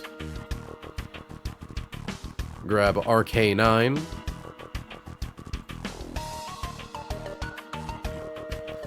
Grab... XK Drill is already here. Grab, for the first time in a while, Torterra. Good practice for the tap of the 2 Hitmonlee who has the same strategy. Good to know. Ooh, and also tap of the 2 takes place in Hellroom, and Basculegion, notably, is a Ghost type. So... assuming Basculegion can survive all of... actually, critical hit. The damage you take from fucking Magma Storm actually might be too much for it. God, I don't want to think about Hellroom. That's right. The baby box. The box for those who shan't be leveled. And get a Chaucer.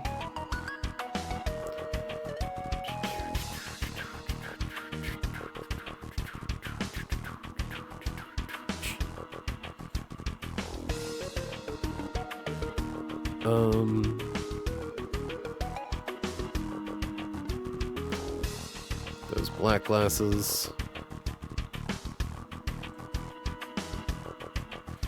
Also, damn, we've managed to keep Mudkip all the way down at level 60, which is good, because we're hitting the part of the game where things, it's really hard to keep them under-leveled.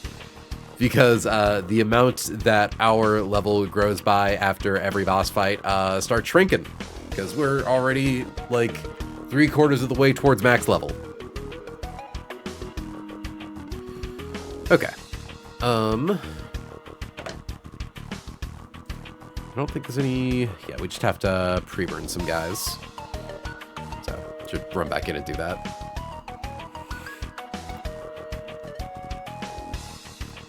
Apply status. Burn. Torterra.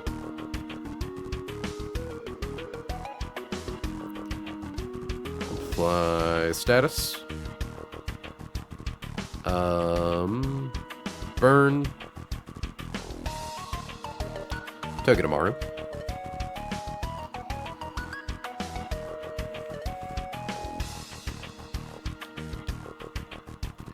Pop into our bag. Give a citrus berry to Chaucer. Give a citrus berry to Maisie. Diosa does not get to have an item.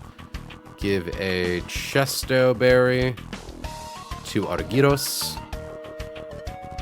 Give the Miracle Seed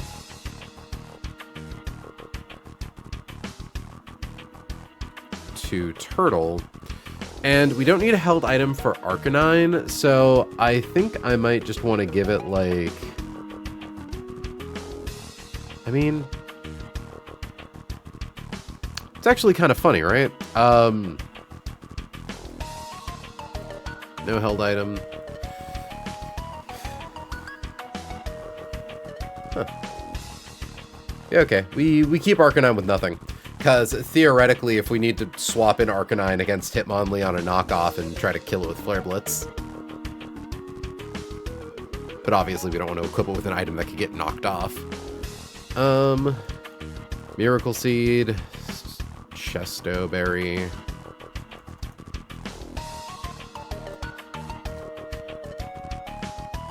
Maisie's favorite. Citrus berry.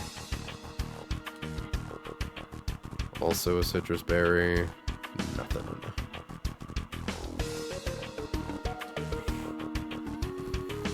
Okay.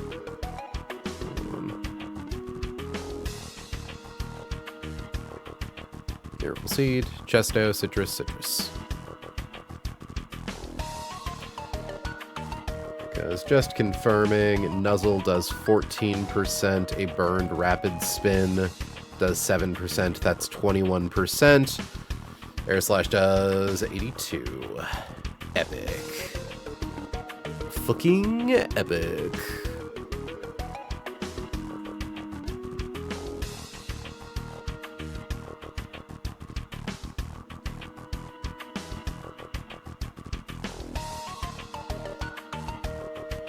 Oh, let's,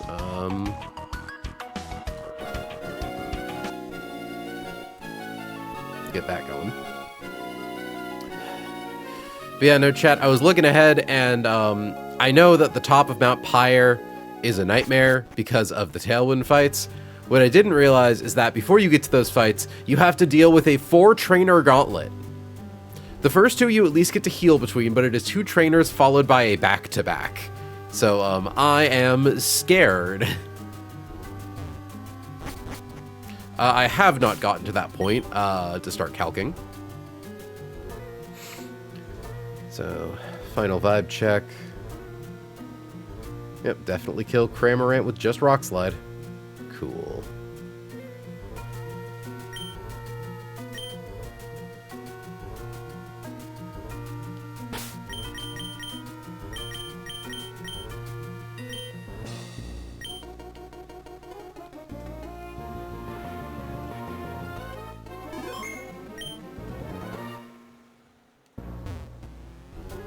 Okay. Say hello to Pokemaniac Mark.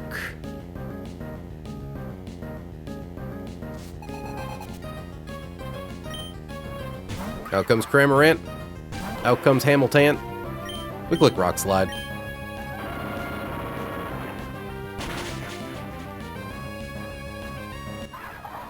Next thing in the line is a Rhydon that sees an Oko on us with both of its attacking moves. Good. So it could go for either of them. It could also just go for Stealth Rocks. I think it's also possible it goes for... I don't think it goes for counter because it sees kills. Either way, we are going to swap Hamilton to Turtle. We would prefer to see Earthquake.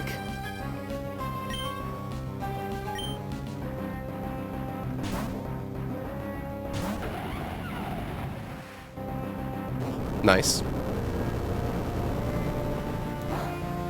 It is now very likely to set up Stealth Rock, but it is not guaranteed.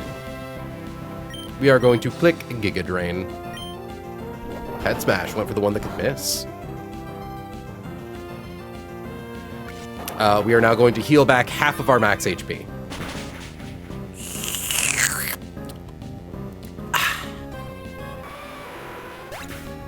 Oh shit, it didn't even set up Stealth Rocks. Nice.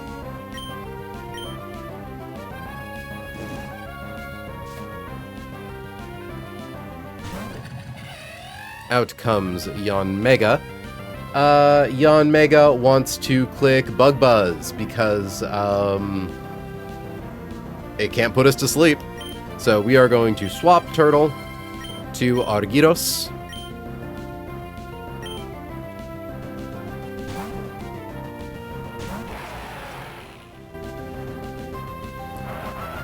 I mean...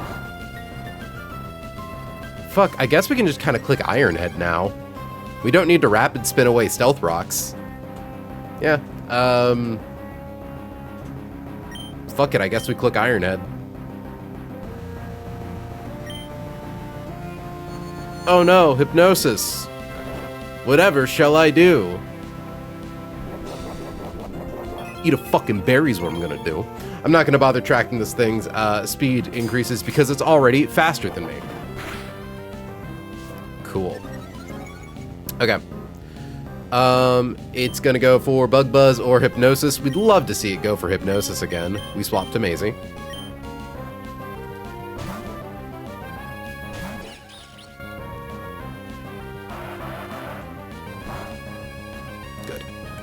No crit means I believe this is perfectly consistent.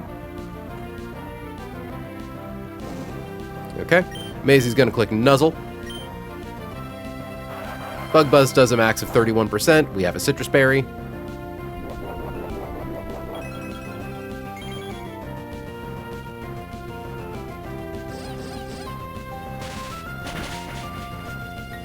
Yanmega is paralyzed, making it, as the kids say, slow as fuck.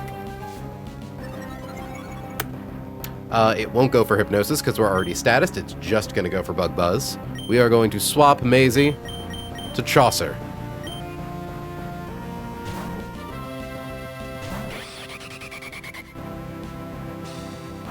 Bug Buzz does like 20% to Chaucer. 21 to 25. Because it is paralyzed, its speed is cut to 1/4, which means no matter how fast it goes, we are faster. Air Slash does 82%.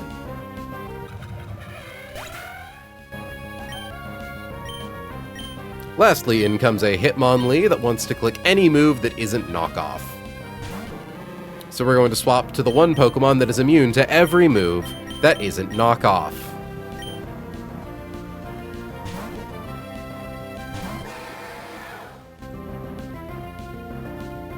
Because it was not able to hit us with Fake Out, it was not able to use up its normal gem, which means it can still be hit by Poltergeist.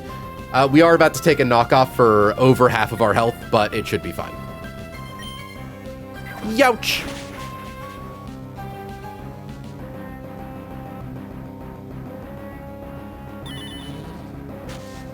A bonk. I love that you hit their soul out of their body. It's so funny. And now we use Shadow Sneak. Simple as.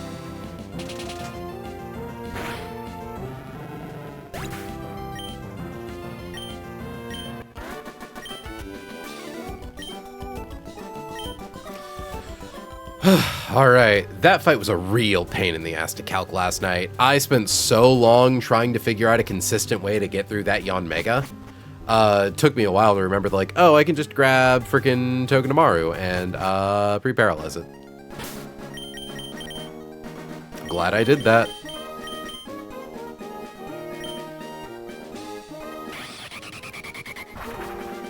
Also, Chaucer gets her first frag, I think. Pretty sure she was just brought in to, take hits earlier.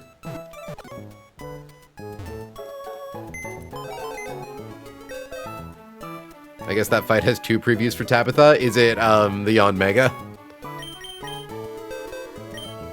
Don't make me think about it. Slap Maisie right down here. So I think you were telling me about that earlier, that, like, Pidgeot is really good because it kills one thing and then Mega evolves to become faster than Yanmega to kill Yanmega. And then you sack it.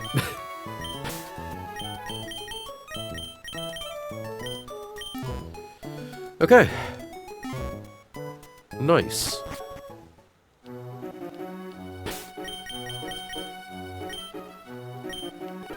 Three down.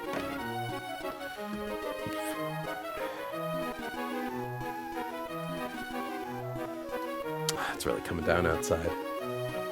It's a lovely night. Okay. Next up is Psychic William. This was by far the easiest calc. Very straightforward. So first things first, we have Runerigus. So we open with Roserade. And then we go to Arcanine. And then we go to Eldegoss. And then Garchomp. And then Corviknight. Yeah. Roserade wants Miracle Seed. Import. Arcanine wants Charcoal. Arcanine, more like Charcanine. Eldegoss wants a Rostberry.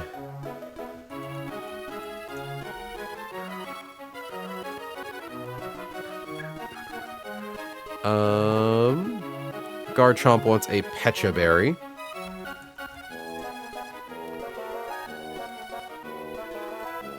And Corviknight wants the Life Orb. Export, import. Cool. So, first things first, Runarigus. Toxic Spikes, Destiny Bond, Poltergeist, Body Press. It's just got a lot of fucking things. Wandering Spirit is an ability that swaps abilities once you make contact with it. So, like, it would give me Wandering Spirit, and I would give it Technician if I hit it with a contact move, I believe. Confirming that really quickly. Wandering Spirit. Pokemon making contact with this Pokemon have their ability swapped with this one. Does not affect Pokemon with the abilities, yada, yada, yada, yada, yada, yada, yada. Yeah. So, turn 1, we send out Roserade. Turn 1, they send out Rodriguez. Not going to let them proc that Custat Berry. We're just going to one-hit KO with Magical Leaf. Tentacruel sees that it does outspeed us, but doesn't, like, kill us with anything. Executor could kill us with Psychic, but we could kill it with Sludge Bomb, and we're faster. So it's going to go to Glaceon, who barely does not get killed by Leaf Storm, and kills us with Blizzard. So Glaceon's going to come out, it's going to click Blizzard, we're going to swap to Arcanine. If it freezes us with Blizzard, that is totally fine, because Flare Blitz thaws us. So we swap into Blizzard, we take at most 44%. Charcoal boosted Flare Blitz returns with a one-hit KO. Obviously, we show a fast kill to Executor, so it's going to go to Tentacruel, who sees a kill on us with Scald. It's going to go for that. We are going to... I suppose there's a very small chance that it could go for Toxic.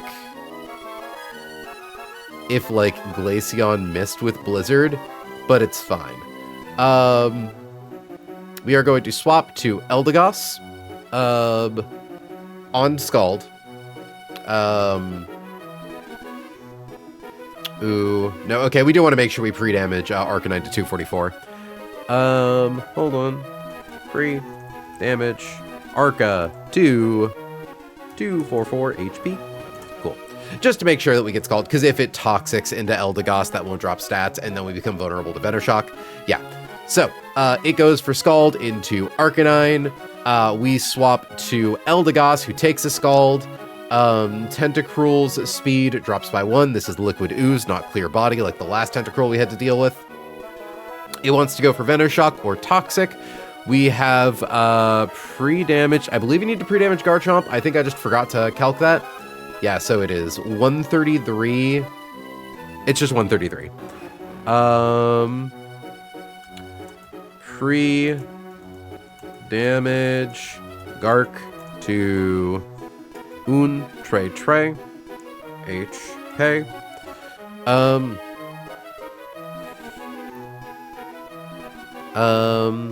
It specifically takes out both of those guys. What, Hitmonlee? Oh my god, yeah, you're right. Hitmonlee and Yanmega. Okay. So, Executor has Harvest and a Citrus Berry. It's got Substitute, it's got Leech Seed. It's just annoyingly tanky. So we want to make sure that it sees a kill with Psychic. Again, we're swapping into either Venoshock, which does, like, you know, at most 21%, or a Toxic. We have equipped ourselves with a Pecha Berry to always live that. We then outspeed because of Eldegoss, dropping it to -1, and we one-hit KO with Earthquake. It's not even close. In comes Executor, who's going to see a kill with Psychic, potentially Giga Drain, doesn't matter which. We are going to swap to Corviknight, who is faster than Executor, and with the Life Orb is able to one-hit KO with Brave Bird. It's straight up like, yeah, critical hit Psychic, does 41%. We take 34% from Brave Bird Recoil, Life Orb does 10%, but we always live. We take a lot of damage in one turn, but we always live. So yeah, this one is pretty dang straightforward, sans all the pre-damage.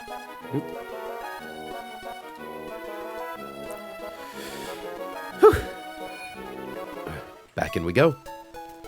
And we can grab an extra guy. I'll bring pre-burned Altaria.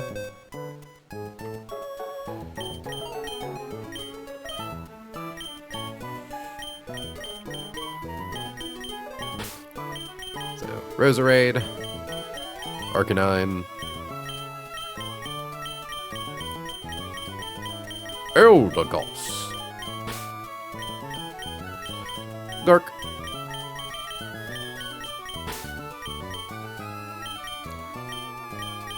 Corv. And an Altaria for funsies. To be our Mega.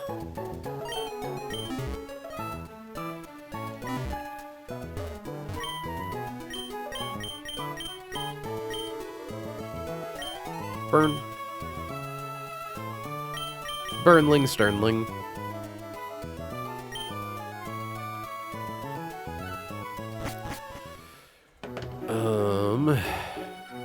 Tools, scripting, pre-damage, slot 2, 244, pre-damage, slot 4 to 133. Just confirming, yeah, it's Glaceon's Barrier and Mirror Coat. Mirror Coat's funny. It's counter, but for special moves. And Barrier, I think, just boosts its defense. Raises the user's defense by 2 stages, which it'll never do because it sees a kill on Roserade with Blizzard. So cool. Okay.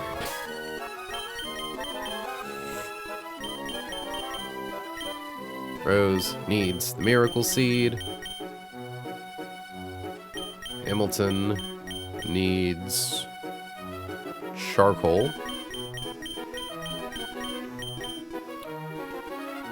Hari is swapping into a Scald, so she wants a Rostberry.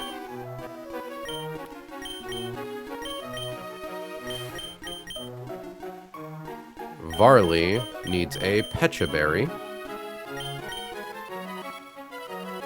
Willow needs the Life Orb. And Sterling just gets to hang out. But also maybe use Altaria Knight. Never hurts. Okay. I'm trying to think of, like, Executor starts getting funky with its substitutes, and I somehow did something wrong. But I don't think that's particularly likely to happen. It'd be really funny if this is the fight where I'm like, this is the easy one, don't even worry about it, and this is the one that absolutely crushes us.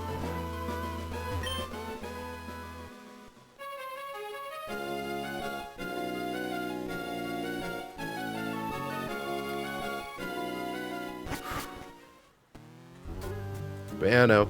Gustavary, nothing that lets this Runarigus live turn 1. That's the important thing.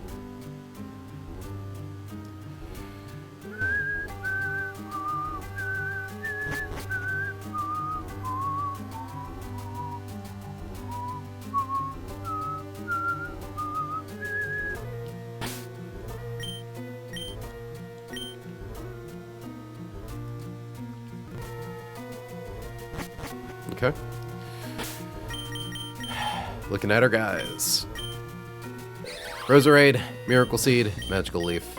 Hamilton, Charcoal. Potty, Rostberry. Varley, Pecha Berry. Willow, Life Orb. Sterling, here for the ride. Just dive in, April.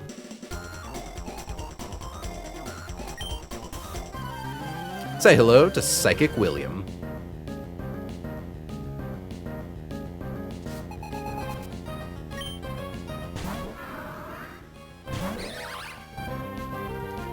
Okay, Runarigus, Roserade. Nothing too fancy with Click Magical Leaf.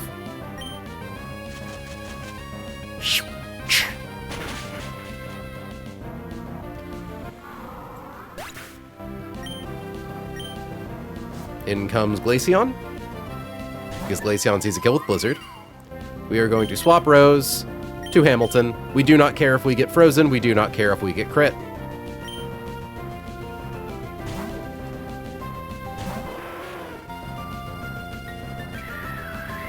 Blizzard does 29% without crit.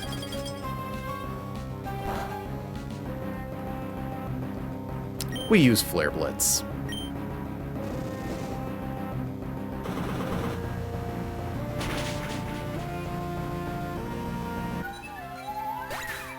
In comes Tentacruel.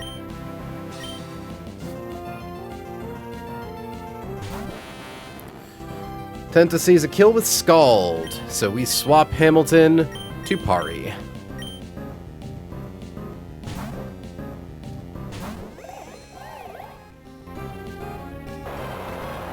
This guy's got Liquid Ooze and Black Sludge.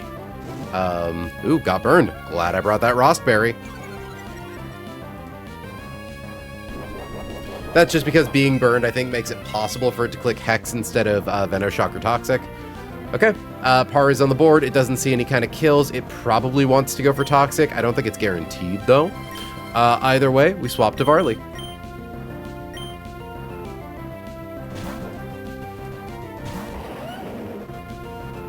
Toxic. That's what the Pecha Berry's for.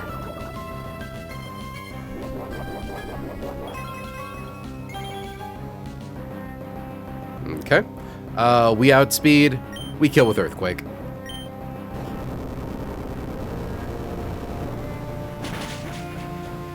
Nice. We are pre-damaged, so Executor always sees a kill on us with Psychic, which prevents it from using Substitute or Leech Seed.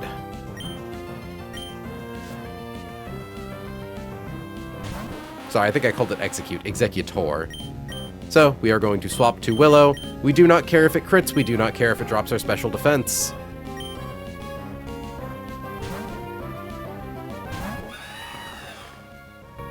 The real special defense were the friends we made along the way.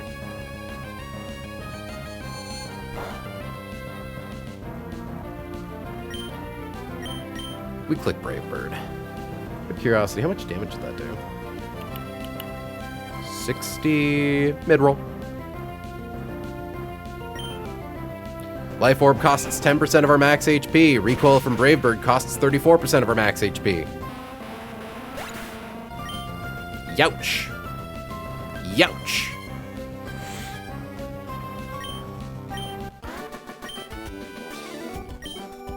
Nice and easy.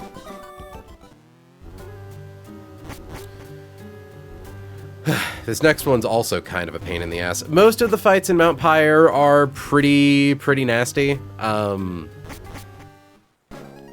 thankfully, we're doing a pretty okay job.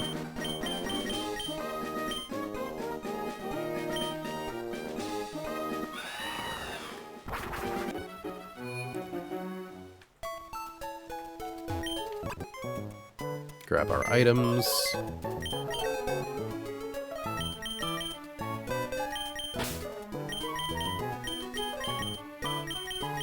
I'm not gonna bother taking the Altarian Knight. It's what Sterling uses for like all of the other fights that it's involved in. I'm gonna go into the or you know what? Let's go into the museum.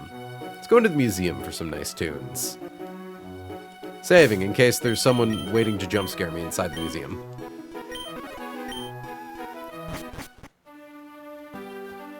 Cool.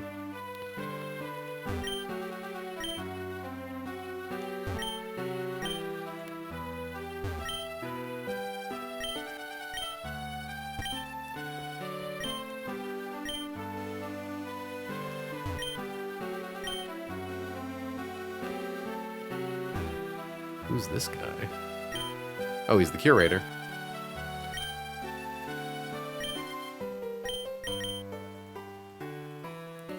It's like if I say I've seen it, does he challenge me to a battle?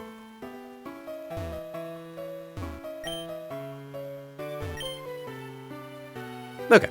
Anyways.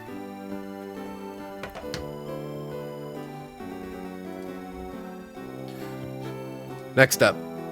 5 guys, burgers, comma fries. Now we need Roserade, so I'm not even gonna bother taking it off the list. And you know what, chat? We get to use our goddamn Dreadnought. I'll be damned. Alright, say hello to Breeder Gabriella. We need Roserade. We need Dreadnought. We need Breloom, or not Breloom, we need Noivern. Noivern, where are you? Where are you? There you are. We need Eldegoss and Excadrill, and we need Lucario.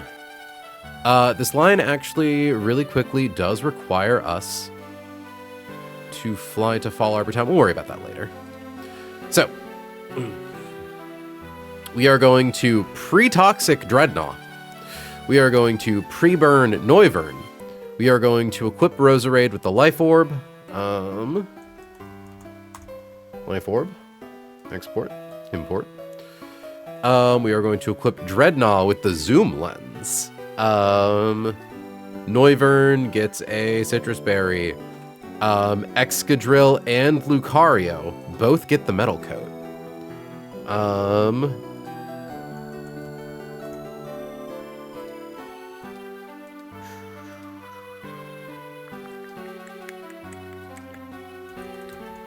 Metal Coat. So, first up, Clefable, Moonblast, Fire Blast, Psychic, Stealth Rock. It's got Magic Guard and a Lumberry. Or Roserade with Life Orb kills it with Sludge Bomb. Roserade outspeeds and kills Breloom, even, well, it has Focus Sash, but, you know, it doesn't see that it does that much to us. Frostlass outspeeds Roserade, KOs with Blizzard. So it's going to go for Blizzard turn 1. So we have to swap to Dreadnought. Dreadnought has been pre-toxic. It cannot be crit because of its ability. So let me double check my math. So we have 246 HP. So we take 1/16 and then 1/8 of our max HP for the 2 turns it's on the field. So 246 divided by 16 is 15. So 246 minus 15 is 231. Then 246 divided by 8 is 30. So 231 minus 30 drops us to 201. Highest roll Blizzard. Note that this is Ice Gem Cursed Body. Or, well, Cursed Body doesn't matter here, but Ice Gem. So once it uses Blizzard, it is then deprioritized from using Blizzard. We are pre-toxic, so that way we cannot be frozen. Or be burned, or be put to sleep. And we can't be burned because we're a physical attacker here, so we have to be toxic. So, Blizzard high roll does 89. It then, after the Ice Gem is gone, wants to go for Shadow Ball. Thankfully, we don't care about Shadow Ball stat dropping. Highest roll on Shadow Ball is 88.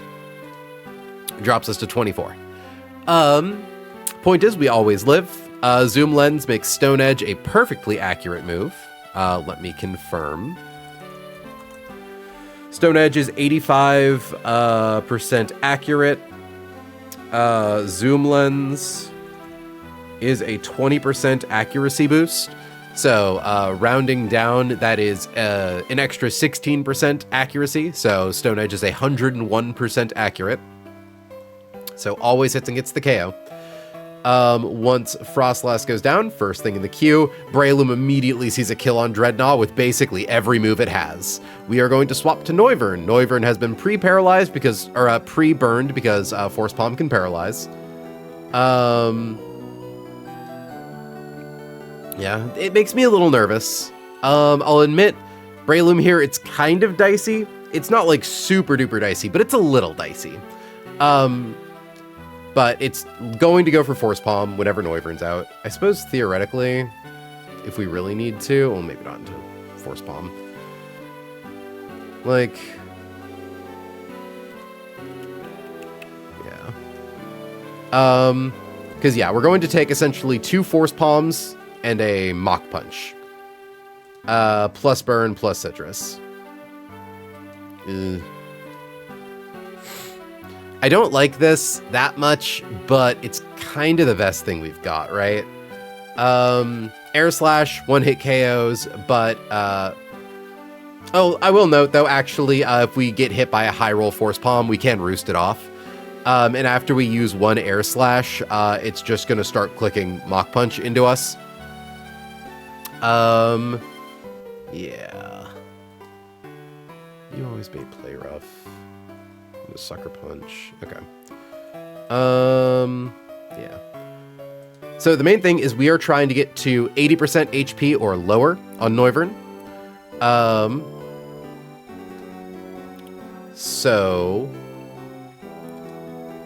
We might, like, we want to at least get off the one air slash so that way we can break its focus ash.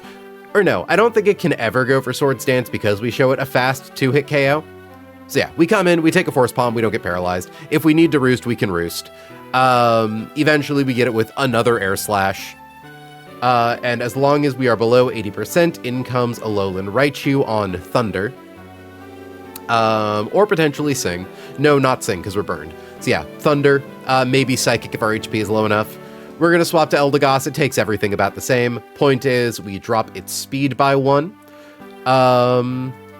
It then goes for pretty much any move into Excadrill. Doesn't matter. Excadrill kills it with high horsepower. Super duper easy. And then lastly, baits in Grimmsnarl. And this Grimmsnarl is a real son of a gun. Prankster, Leftovers, Sucker Punch, Body Press, Bulk Up. Depending on Excadrill's HP, it might not be able, or it might show kill to Sucker Punch, like critical hit Sucker Punch. So to cover for that, Grimmsnarl here is very likely to go for Sucker Punch or Body Press. Ooh, actually, wait, it could go for Body Press. No, it won't. It'll always go for Sucker Punch because we show a fast kill with Iron Head. So it goes for Sucker Punch. We swap to Lucario. Sucker Punch whiffs, and then we kill it with Meteor Mash before it can go for Body Press. Or if we get hit by the 50% Sucker Punch, that's fine. Cool. So yeah, the only thing is we need to be a little, I don't even think we need to call it surgical during the Breloom. We just need to be like a little cognizant of our stats and HP. But before we do anything, we need to fly to Fall Arbor Town. We could probably buy these in the department store, actually, but fuck it, we're here. Another Metal Coat, because Metal Coats, alongside being an evolution item, also raise the power of Steel-type moves, so you can have multiple. And I'm gonna buy another King's Rock over here, because I know I'll need it eventually. I'll get 2.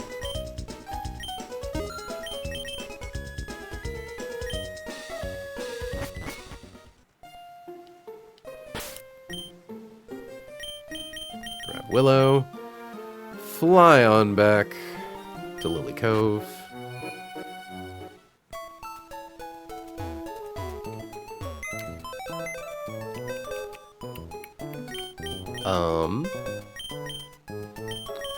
Where is my rose most rated?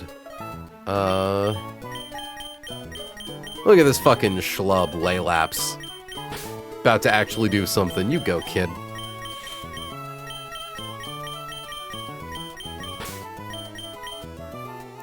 Ooh, no, actually, Chaucer kind of can't roost against Breloom, I'm now realizing. Well, yeah, because once we break Sash, and we show it fast kill, it basically always goes for Mach Punch. So even if we're not flying type, crit Mach Punch could be problematic. Yeah. Oh, but if it goes for Mach Punch, it'll hit us before we roost, so it's fine. Yeah, so we just have to get off 1 air slash, basically.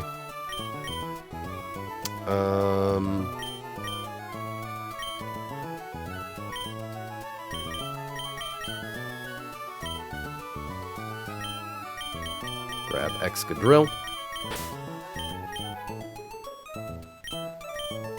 And Lucario. Love that Talon has finally come back and started getting some frags. Given that's probably partly because we don't have Sterling anymore, and that might be affecting something. Or not Sterling, Cathry. But like, I don't know. I love my boy. Apply status. Burn free. Okay, see, we have to manually apply Toxic.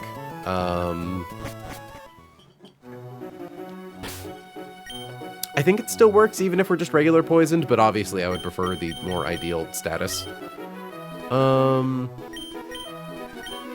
Held items. Life Orb.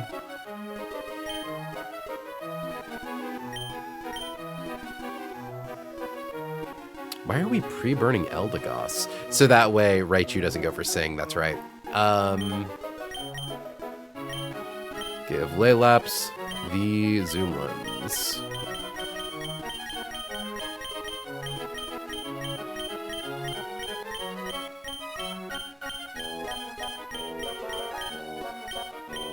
Should confirm Laylaps does still have Stone Edge, right? Yeah. Also, hold on, you're a water rock type or rock water? Water rock.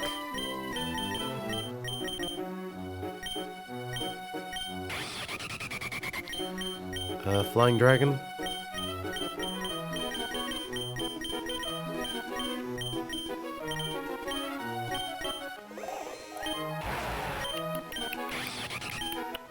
Cool.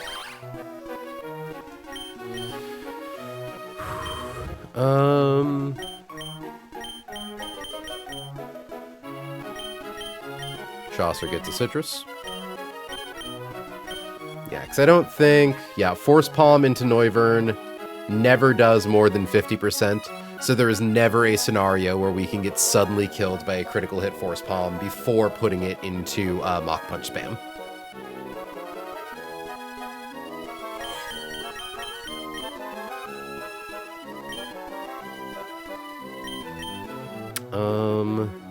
Equip Noiva Citrus Berry, equip these two with Metal Coats.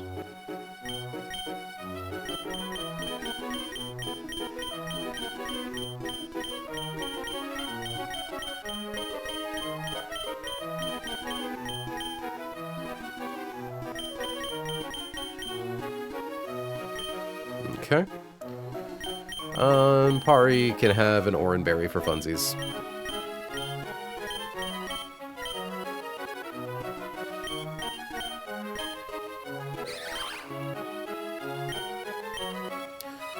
Okay.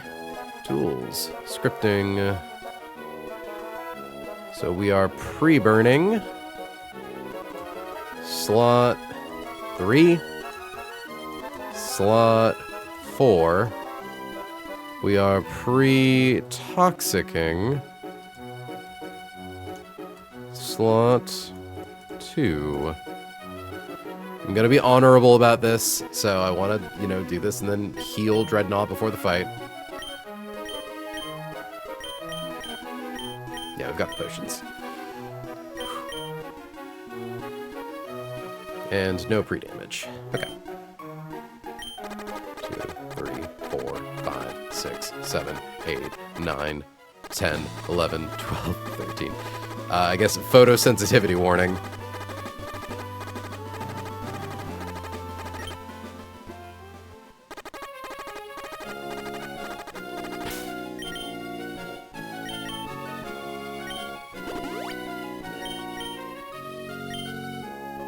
Gotta keep our fella topped off, you know?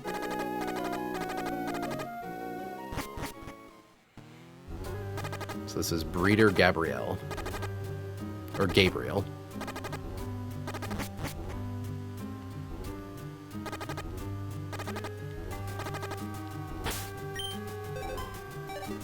Okay. Bag, potion.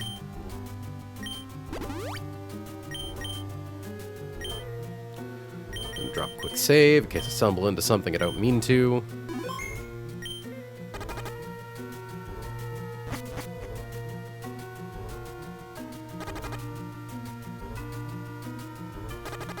Interesting. I can drop down over there.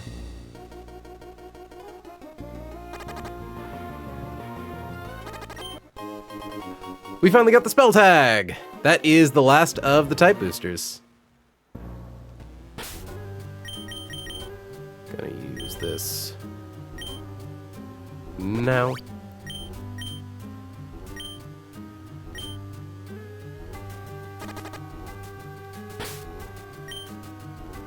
Entirely pointless. Using that now.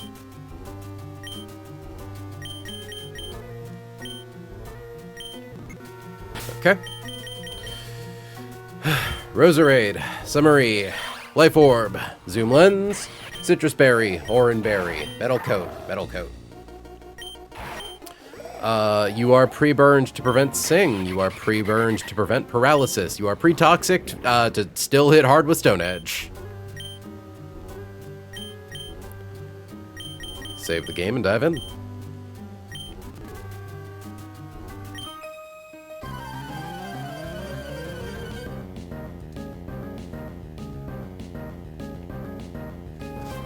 Say hello to Breeder Gabrielle. Out comes Clefable. Out comes Rose. Life Orb makes Sludge Bomb a one-hit KO.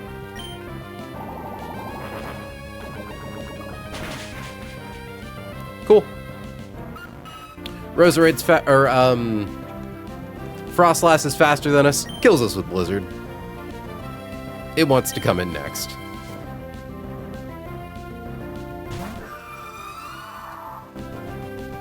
Don't call straight people that, damn, hush.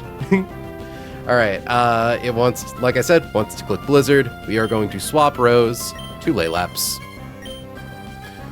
Laylaps takes at most 35% from Blizzard. Sorry, 36%. Uses up the Ice Gem. So it does at most 89.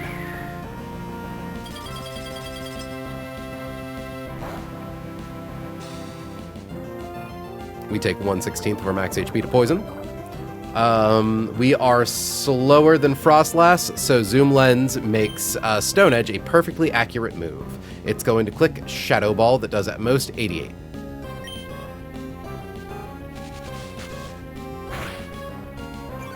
Does not matter that it drops our special defense. Stedge. I think we lose like 30 to Toxic. Stone Edge was disabled, thankfully, does not matter.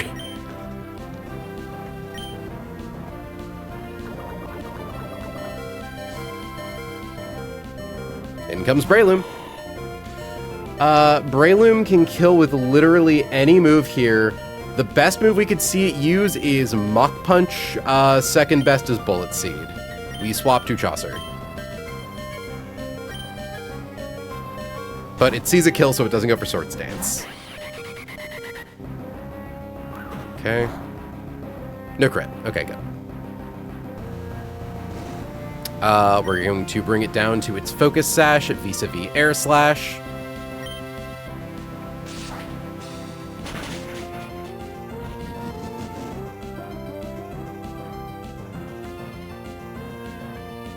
Goes for Force Bomb. Procs or Citrus Berry.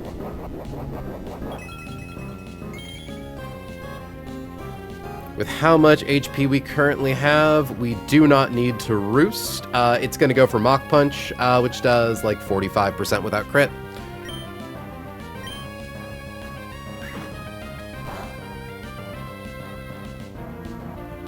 Schwap.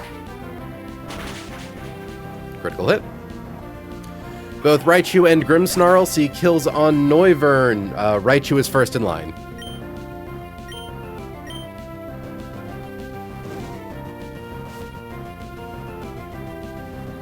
Good. Raichu sees kills with both Thunder and Psychic. Does not matter which one it clicks. We are going to swap Chaucer to Pari.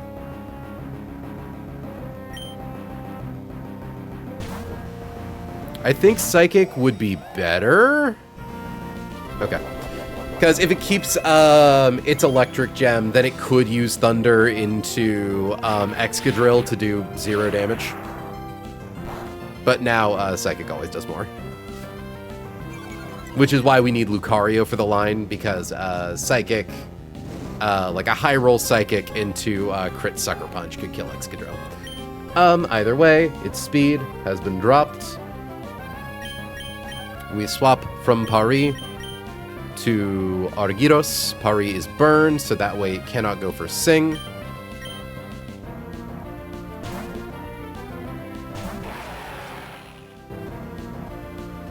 Psychic does at most 21% without crit.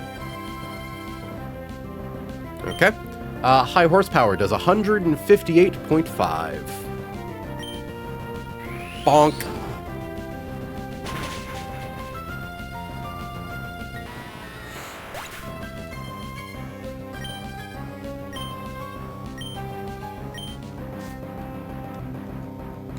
I think we are safe to just click Iron Head. Critical hit Sucker Punch does a max of 168. Yeah. So we don't need to swap to Lucario. We can just get it with Iron Head.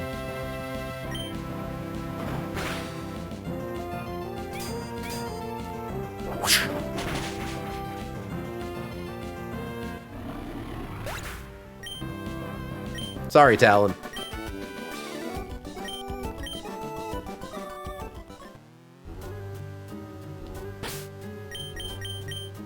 Can I escape rope?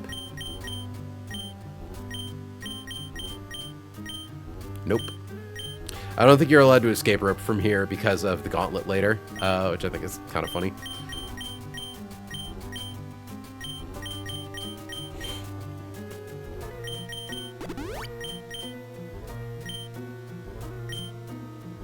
So if I drop down through that hole...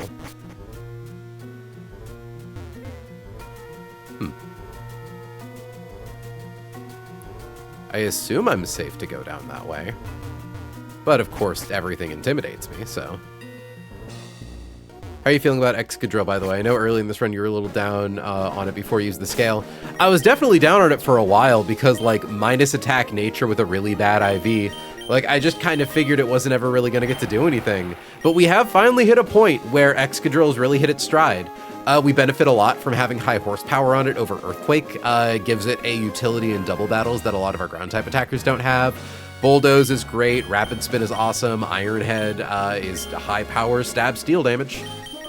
Like, it's right up there with Talon. I think... Yeah, like, I think it does more, even though it's lower BP. Yeah, like, Excadrill has a minus attack nature and still has a higher attack stat than Lucario. By, like, 15 points. Okay.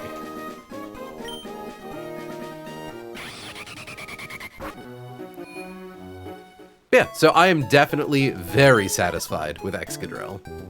Also, I'm very satisfied with how the stream has been going because, again...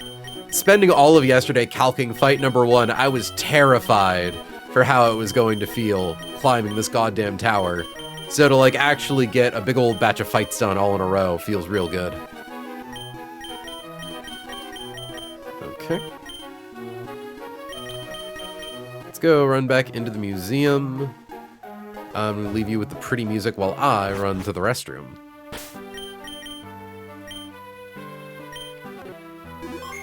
Yeah, it's just ridiculous. It's really hard for an Excadrill to be so bad it's not useful. You're not wrong. Yeah, no. And, like, again, in the same way that our Lucario benefits from being minus attack plus defense, this Excadrill has actually gotten a lot of value out of being plus special defense. Like, it's a lot bulkier than you think it ends up being. Like, its SPDEF is higher than its defense, and we scaled its defense. But anyways, I will be right back.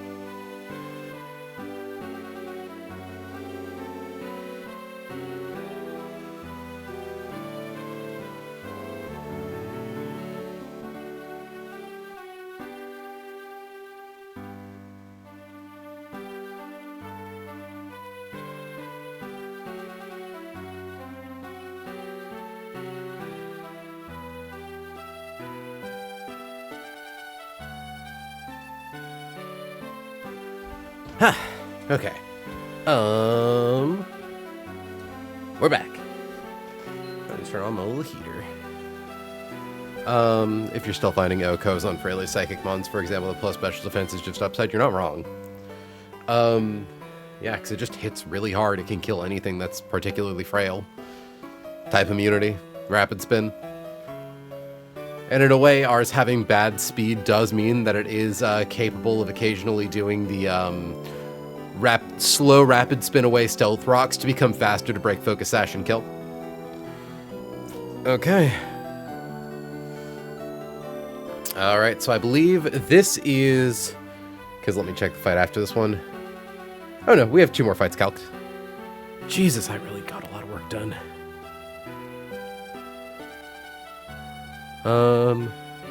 Yeah, that was cool. So, Hex Maniac Tasha.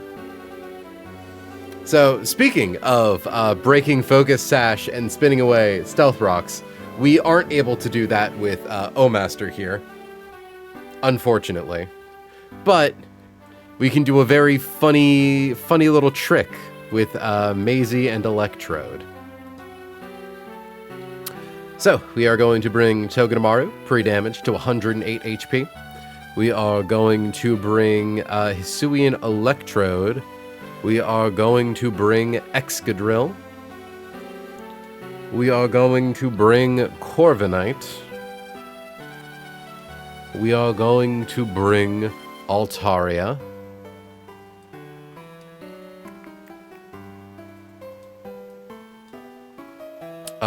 And we are going to bring Pidgeot, actually.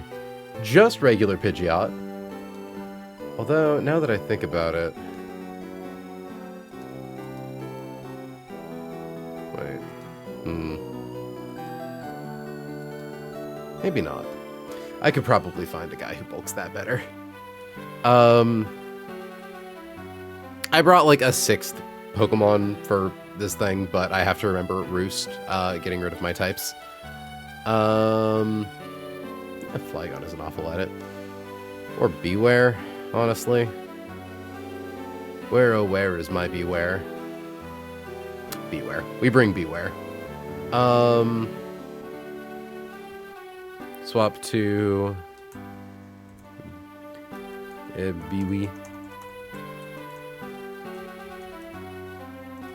Use anything. Okay.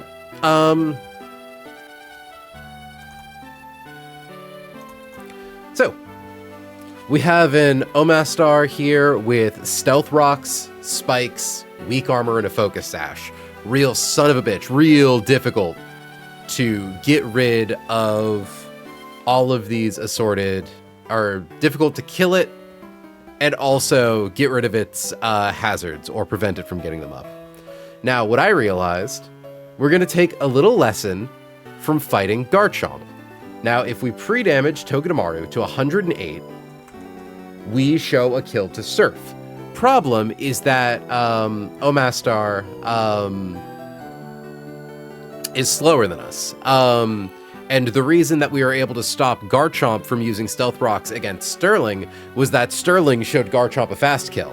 But what's going to happen is turn 1, we're going to click Fake Out, stalling Omastar. So first things first, it won't even have first turn AI anymore. But after that happens, its ability Weak Armor procs, dropping its defense by 1 and raising its speed by 2. So if our HP is at 108, it officially sees a 1-hit KO with Surf into Togedemaru. So we are able to raw swap into Electrode, take that Surf like a champion, and Electrode is the only thing capable of outspeeding this thing after it doubles its speed, and then wipes it with Energy Ball. After that happens, Electrode's faster than everything else on their team, so they're just going to send in the first thing that kills it, which is Muck. Muck will go for Poison Jab. Unless we got crit, then there's a chance it goes for Payback. Payback is only problematic if it crits Excadrill. But generally, yeah, we need Soft Sand. Hold on. Where's my Soft Sand? Where is my Soft Sand? Strawberry Sweet Stone Plate. There we go. Export. Import. So, Excadrill is immune to Poison Jab, and I believe you don't actually... So, I believe Payback is different from Analytic, where it has the Analytic bug in terms of calking, but you don't actually take first turn damage for swapping out against it. But even then, I believe Analytic is only an issue, again, if we get... Like, if it was to go for Payback, and it got the boost, and it crit. So it's already, we're talking like 2 crits in a row here.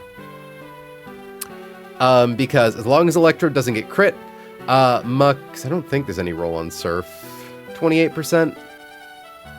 Okay, it could, Surf could knock Hisui and Electrode into Payback range, but even then that's fine. The main thing is that we're never letting Muck set up Curse. So, we swap to Excadrill, ideally on Poison Jab, less of an issue, or it's still an issue, but not devastating on Payback. We one-hit KO with high horsepower, boosted by Soft Sand. We are faster than Carnivine. We are faster than Spiritomb. We are faster than Dusclops.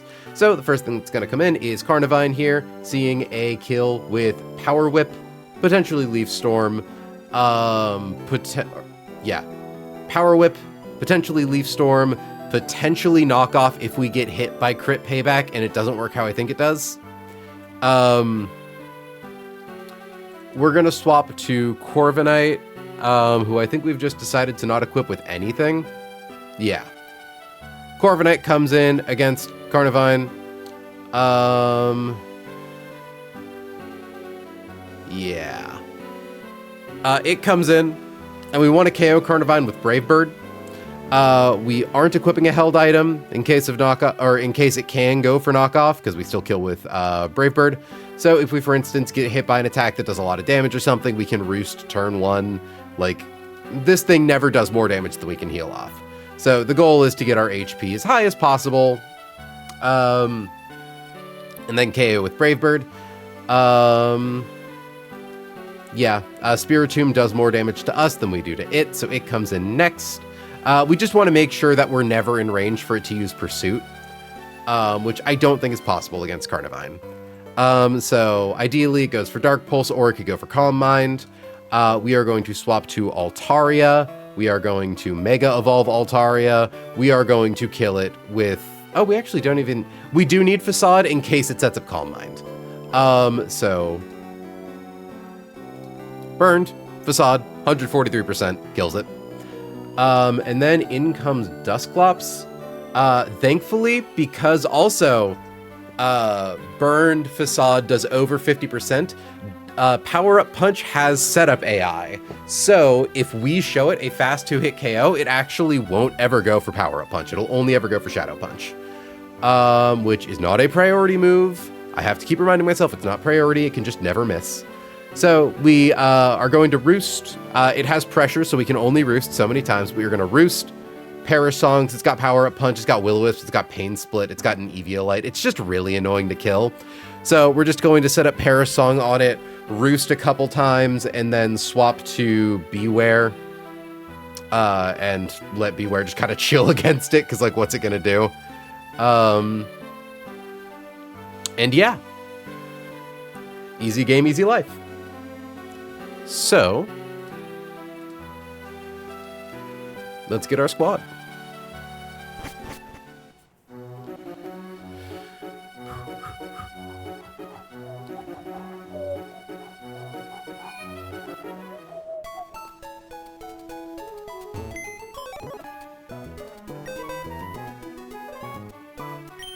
So move Pokemon.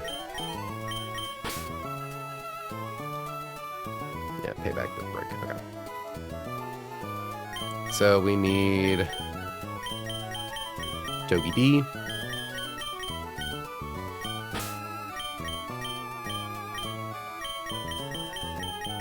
We need Electrode.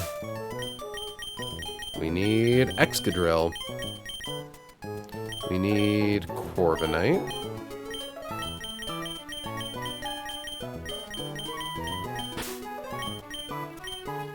We need Altaria.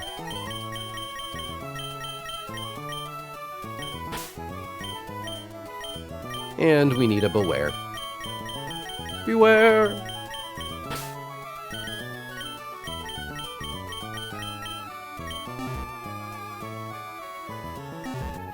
Okay.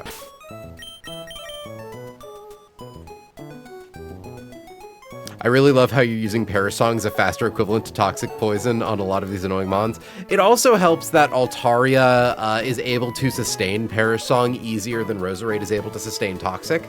Like, it could just sit on something and spam Roost for a while, especially if you Mega Evolve it. It's not a flying type, so Roosting doesn't change your defensive profile. So yeah, you can just kind of like set that up. Sit, sit, sit, swap.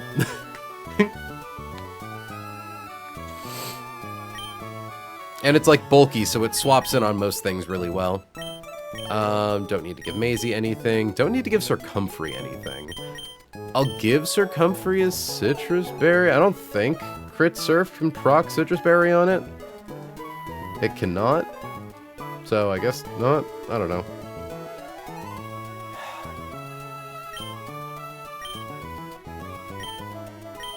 We'll give it a Citrus Berry in case something goes wrong. Argyros needs Soft Sand.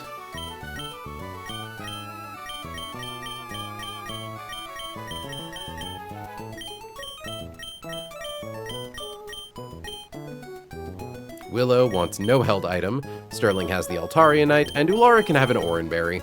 I don't want to waste a Citrus Berry because, like, Dusclops does have Pain Split. Ooh, actually, it has Will-O-Wisp. Yeah, so I'll give her a Rostberry.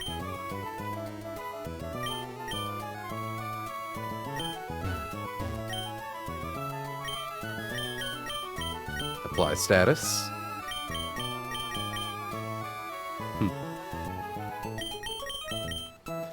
Sorry, don't mind me getting very smug with pride about, the pride you are taking, or, the appreciation you have for my, excuse to use Paris song all the fucking time.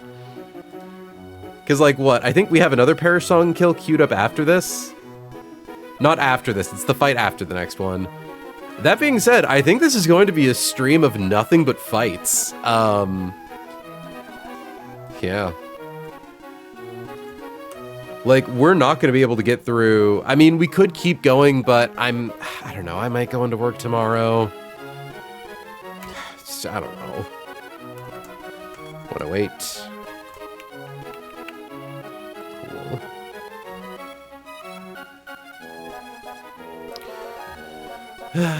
Alright. Pokemon. Also, just looking at Altaria here into Spiritomb. Spiritomb, yeah. Most it takes is 70% from Dark Pulse. Nowhere near enough to kill us after 2 ticks of Burn. Lets us heal up against Dusclops. Okay.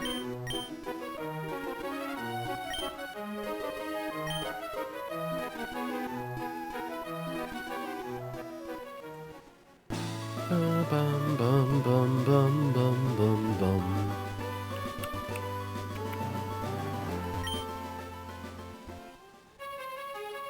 I'm actually curious about something.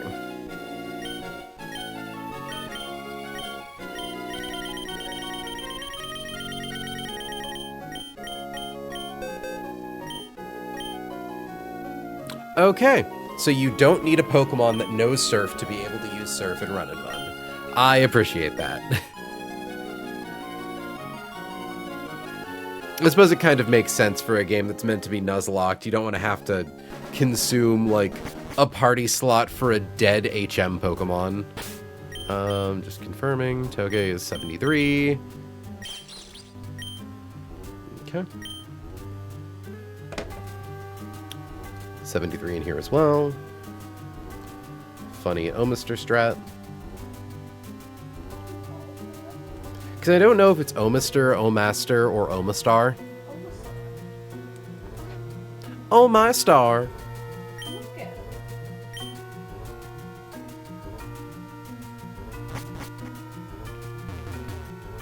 But yeah, no, like, honestly, Hannah, if you if you ever get bored, to add to the frag counter, we can also do a Parasong kill count.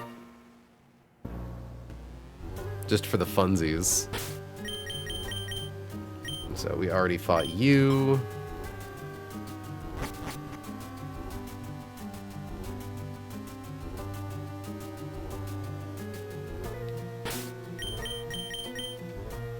Alright, final check. Togedemaru has no held item. Lol, that'd be funny. We gotta be approaching 10, if not over by now, right? I was gonna say, I'd like to think I've made pretty liberal use of Parish Song. Wolfie would be proud. Weak armor, focus sash, yeah. Cool. Volt switch, discharge. And confirming, Hannah, if a thing has a fast kill, it never sets up hazards, especially if it's not turn 1. Energy ball. Yeah, we're chilling. We're chilling, having a good time.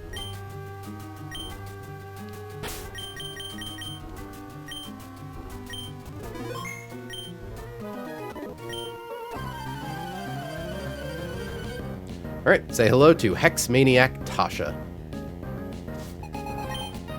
Out comes Omastar.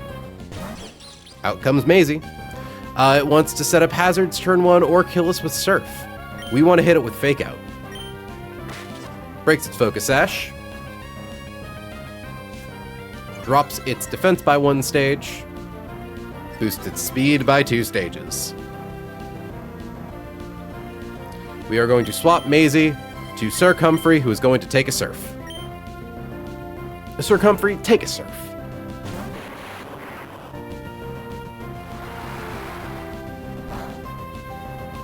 $139. Hold on, checking something. We did, in fact, get knocked into the range to where Muck could click payback, so I guess we get to see how that goes. I mean, we might not. It's basically a 1 in 4 that it goes for payback. Virtually exactly. Either way, in comes Muck. We want to see Poison Jab, but it shouldn't matter. We swap to Argyros.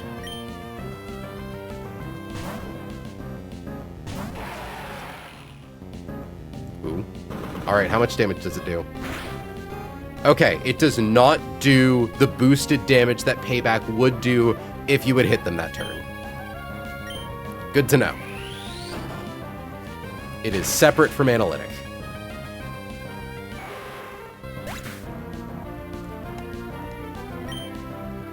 Okay. At our current HP, Carnivine's gonna come in and see a kill with Power Whip.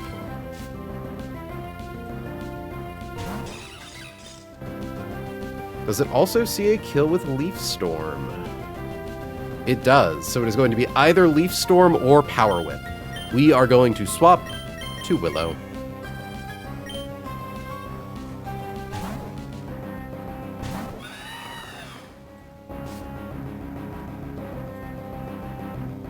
Notably, it has a Grass Gem, so it's going to use that up. So this thing basically does no damage now. It wants to get us with, like, Infestation, but Infestation doesn't do... like, it stops affecting us. It's going to go for Knockoff, which does functionally the same damage. I think I should probably just get it with Brave Bird now. Yeah, slower than us, nothing fancy. But bird.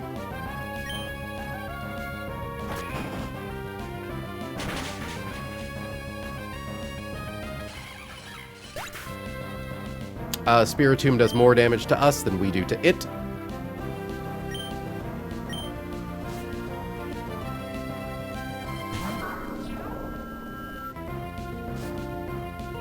Pressure. We are going to swap to Sterling. Spiritomb here. It's most... okay, so it could go for Dark Pulse. Only a few rolls see a kill with Dark Pulse, so it could go for that, or it could go for Calm Mind. We would prefer it go for Calm Mind. We swap to Burnling. Calm Mind, good. The more HP we have going into Dusclops, the better. Okay. We're gonna Mega Evolve, Okoet with Facade. You know how this works.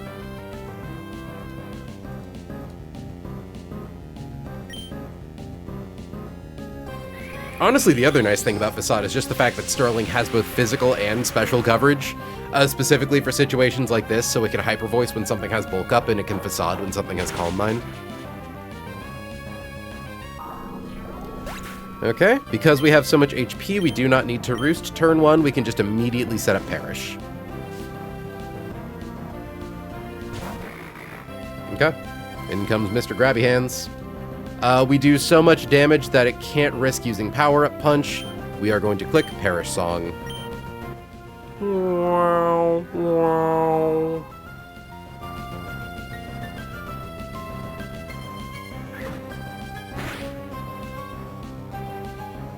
Okay. We're gonna click Roost. Shadow Punch does 22.4%.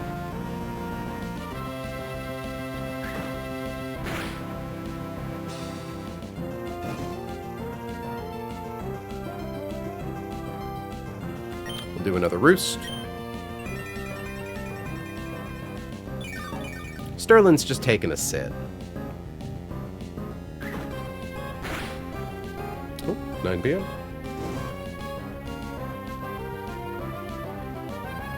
And for our grand exit, we swap Sterling for Ulara, who is immune to Shadow Punch.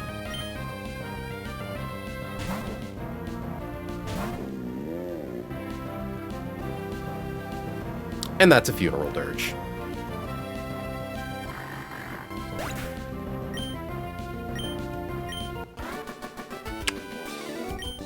Nice.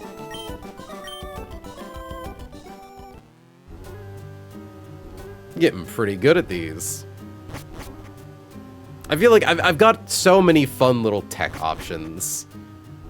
We can do so many little tricks because we have so many silly guys.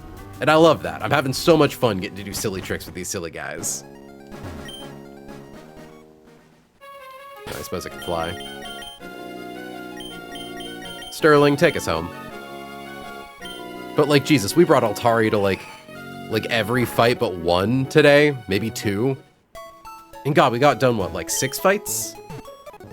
Hold on, we did 1, 2, 3, 4, 5, 6. Yeah, we did 6 fights today.